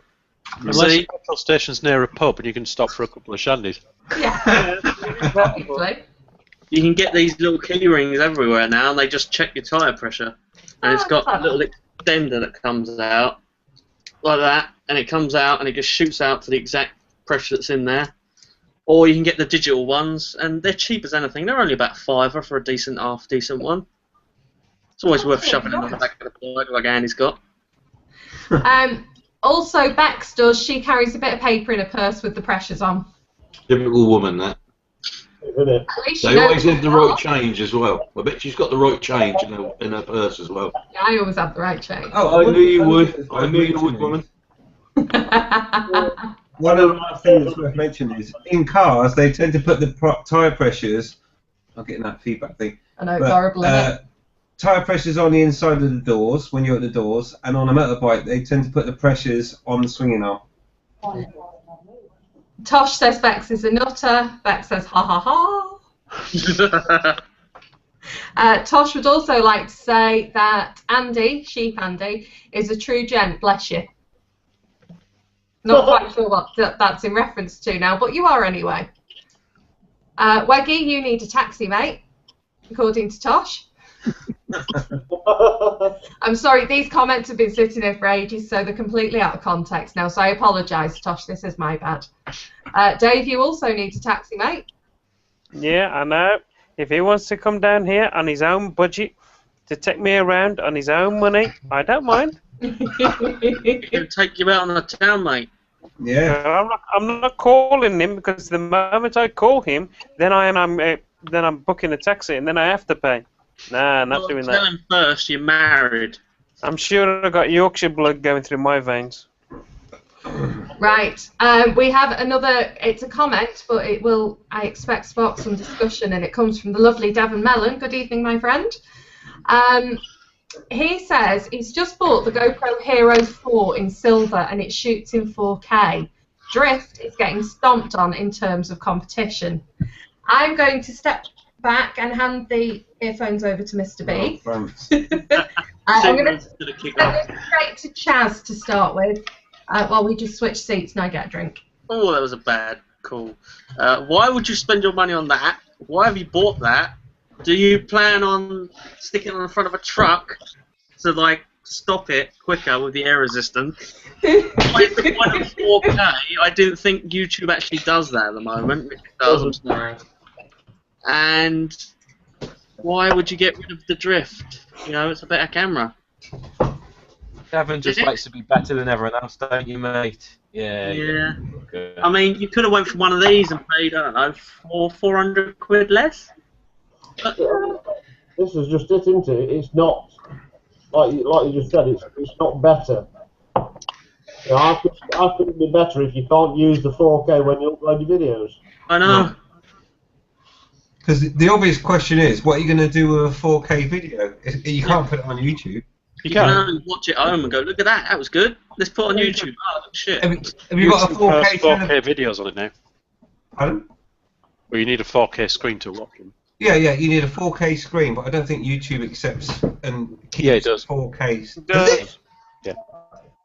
I would say that the 4K though means you can bring it down to, 1080p and have a much better picture. Yes. Yeah, but you pay the price. How much is that camera? I don't know. Yeah, but what's the point? I mean, from what I've noticed from my viewing audience, majority of them watch my videos on mobile devices. Mm-hmm. Yeah. Or Mac. Yeah.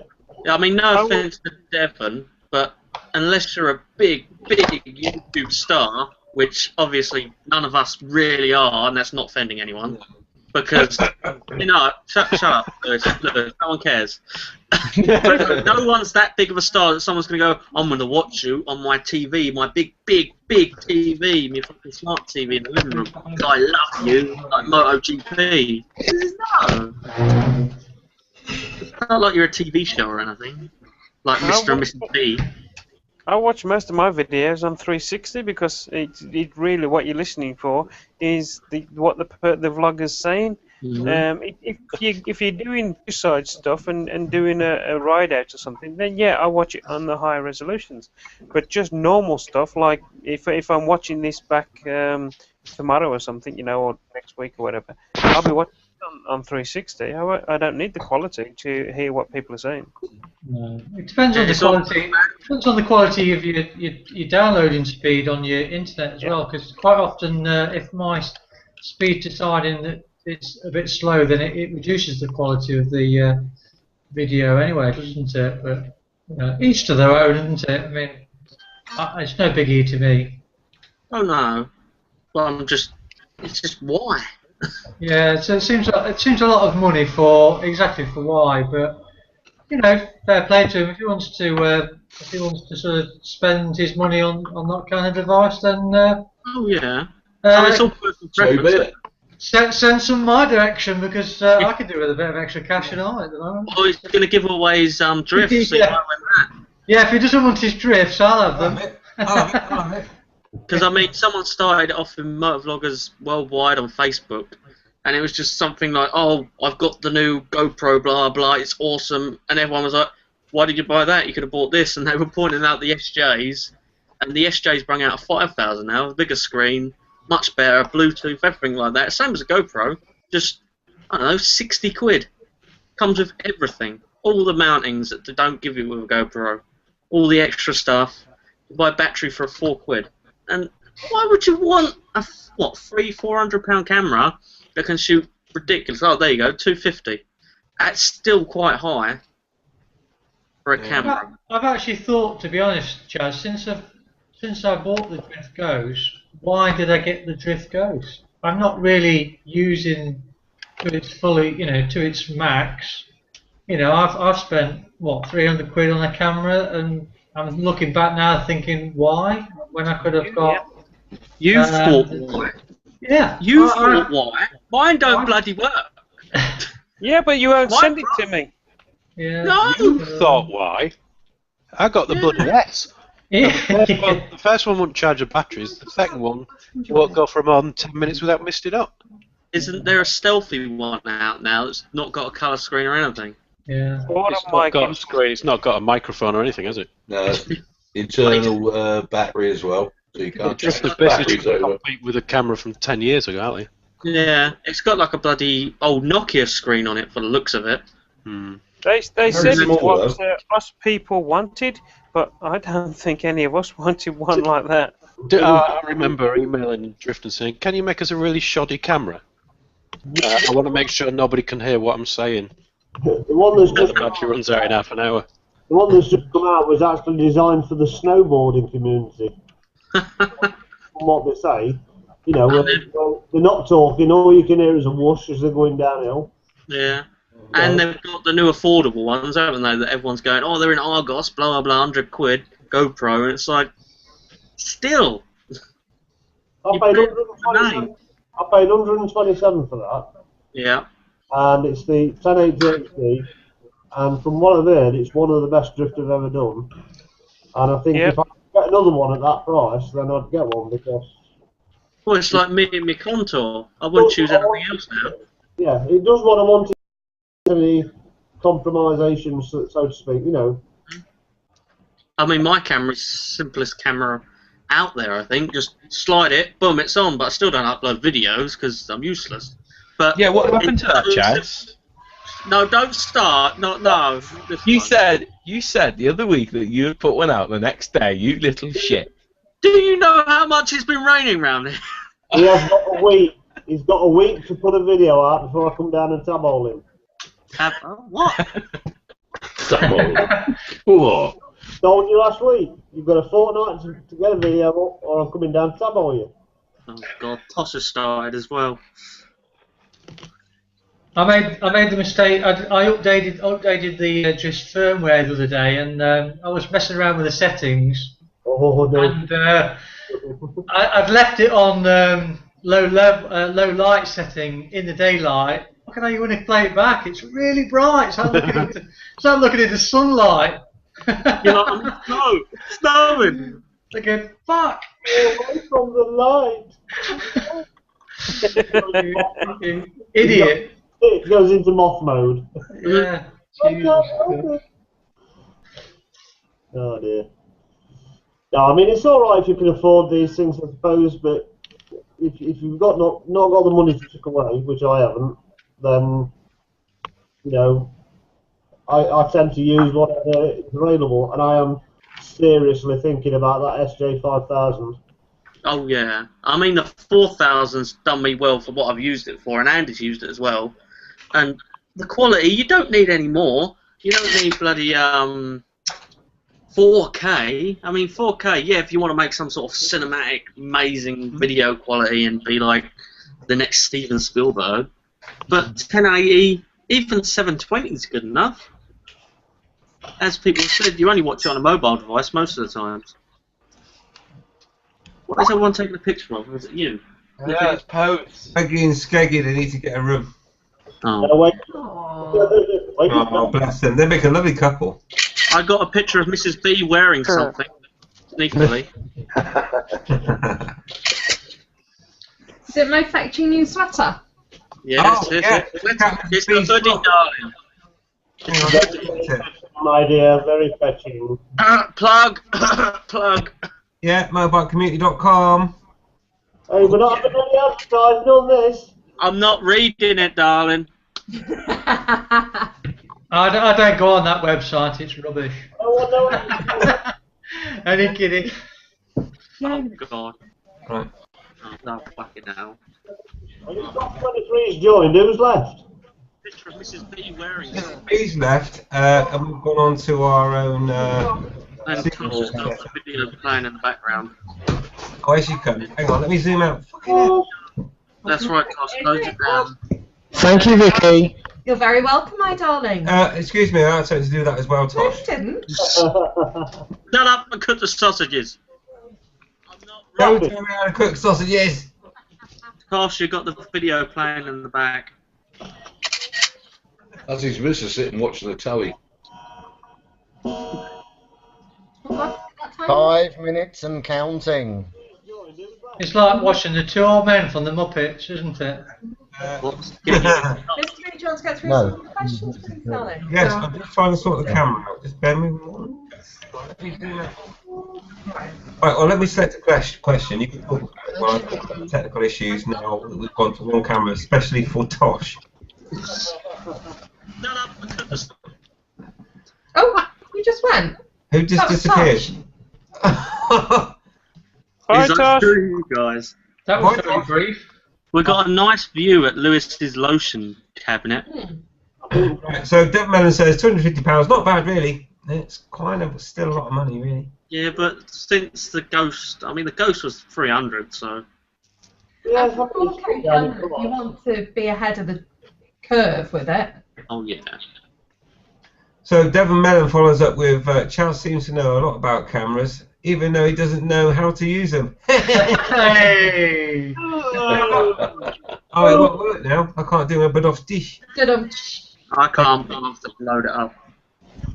There you go. Yes. Thank you, dear. Where should we go from here? Let's go to Tosh, who's already in the room. I was. Chaz has the contour. That works. Yeah, baby. Like a boss. No, I've heard that from loads of people lately. Oh, I've been told that apparently Geordie Shore have adopted Like a Boss. Yes, I'm going to have a word with them because that's my catchphrase. A lot of people have been using it on YouTube as well, and it's like, please, I said ride invisible on my second gloss-up ride. I bet you got loads of comments. What's up then? I just said it. I just went ride invisible. When I watched it back, I thought, why the fuck did I say ride invisible? Why did I say that? What does that even mean? But I thought there's not even anybody pulling out in front of me. I just decided to say it. Well, they would pull out in front of you if you're invisible. They wouldn't see you, would they? Ride invisible, ride in the toilet, watch the girls in the shower. Right, Maybe I was reading it off my mirror. Yeah. Yeah, but you really do know what ride invisible means, don't you, Keith? Yes, I do. But I didn't understand why I just said it at that moment, because nothing prompted me to say it. It was like nothing, no one had pulled out in front of me. It was like, I just went, ride invisible. I thought, what? It just completely out of the blue. I thought, you idiot. That gives me ideas to ride a bike. The brainwashing you. Tell you the brainwashing. Yeah. As planned. It's subliminal messaging all over. It is. So Bex says the size of the Stealth 2 is good, but the non-chargeable battery and no mic port is a letdown. A non-changeable. Getting comes down from skegging. Yeah. Definitely. And she also says, and it's still £200, which is a lot for a cam with less features. Very cool. Oh my god, it's like doing the news. Yeah. In With stereo. less features than the HD, which I think is for around £150 now. It's like having a ventriloquist and he's bloody dummy, but I won't say which one's which. No, and both her hands are in view, so no. That is a really cool smile Vicky's got on her face. Got leg here, got leg here. Got the gear, got the gear. Oh yeah, got the bit. Got the gear. Yeah, got leg here. Oh my god, that's all the questions. Don't say that. You know what happened. Nearly. You know why? Because I'm on here now, so I don't have to ask questions. Yeah, Kick him off. Come on, let's kick him off. Cat Harley's still out there watching us. Just put a video, just put a question up, Cat, just to let us know you're still there. Hubcat Harley. There's quite a few viewers still. Oh, by the way, Cat, just while I think about it, the gimp suit you loaned me, I don't know what the gooey stuff is inside the crutch area. Oh, hey. That's lotion, mate. Oh, is it? Lewis has got some of that. Motion. The mask, alright, it's just the the suit itself, you know. Lotion and dry towel comparator. Need some disinfection. Oh, no, let's just not go any further with that. Okay, let's say goodnight then. Right, so viewers, there's a bit of a delay, so I'm going to give the viewers a little chance to say goodnight, but there is a delay. But it has become 11 o'clock. 11:01. 11:01, which means that we have to go off air because any more than 2 hours, no one can withstand when they're watching back. So we are going to go off air. So now's your chance to say goodbye. We'll give you a quick mention, and then we'll go off air, and we'll have a private chat about all sorts of stuff. And as per usual, if anyone wants to join these, they can. All you do need to do is to just send me an email, mrb@braindump.tv, and we'll get you on the panel, and you can join in the fun. Okay. Or brain dump on Skype. We'll bring them on Skype or just a message on the channel, whichever way you want to do it. It's all fine and all good. Right, let's go through the panel for them to say good night because they've already pre-prepared their speeches. I'm going to start with Keith.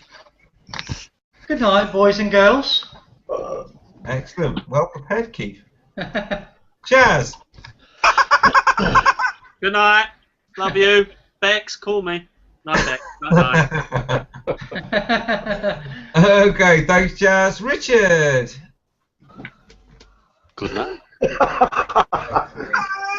The cucumber that he is. Spit it out. Not the cucumber. Right, Skeggy. Yes, thanks for watching. Have you joined for now? Let us see the lovely lady. Andy. Good night, everybody. Have a good week. Excellent. Cheers, Andy. Lewis. Yo. Good night, everybody. Wow, that's the coolest goodbye that we've ever had. Well, thank you. Obviously, you've got more viewers because I attended this session. In it, blood. Right. Oh, awesome. one left, actually. Josh, give us that famous wave. I was going to say hello because I haven't even fucking done anything yet. Oh, Tosh, do you want to say hello first? Too late. Hello. Oh, God. Hi, Tosh. Hi, everyone. You got any news, Tosh? Yes, actually, I do have a little bit of news. Very, very quickly. The latest news I've got through the grapevine is Shaz is going to make a video next week. No way. Never gonna happen. Yes way. Yeah, I'm not putting money on that. No Anyway. one told me. Tosh, do you want to say goodbye now? Thanks for that. Lovely wave. I love that wave. Weggy. Yeah. Do you want to say goodbye to the viewers, buddy? Not really. No, it's been an absolute chill. Yeah, lovely. Good night. Yeah, cheers, Weggy. Nice one, mate. Thanks for coming along. And Dave. Well, all I can say is bye-bye. Bye-bye. Oh, my God. Really That's disturbing. probably one of the creepiest goodbyes we've had. That's disturbing, that is. I can go. Bye-bye. No. Stop there. Stop. No, that's even worse. Creepy. He actually likes it. He's smiling. I know. And it's goodbye. Actually, quickly go Let's say through. goodnight to our Yeah. viewers. I'll go through them. Yes, 'cause you do it. I'll for select comedy them. value. So, Yes. Gone But Not Forgotten says good night all. Good night. Gone But Not Forgotten. Thanks for tuning in. Your favourite viewer, Mrs. B. Your favourite viewer. Mrs. B. Who is it? It's a goable. Give us a gobble. If we go able. Says night No, with buddy. a smiley. All right. Tune in, mate. Awesome. And Bex says nighty night with a smile and a kiss. Mwah. Bex. Good night, Bex. Thanks for tuning in as well. Love you loads. Right, and that's it. And it's now just for us to say good night. Good night. Good night. And don't forget To ride ride safe. Safe. Ride. Safe. Naked. Blah, blah, blah. And we're going off air.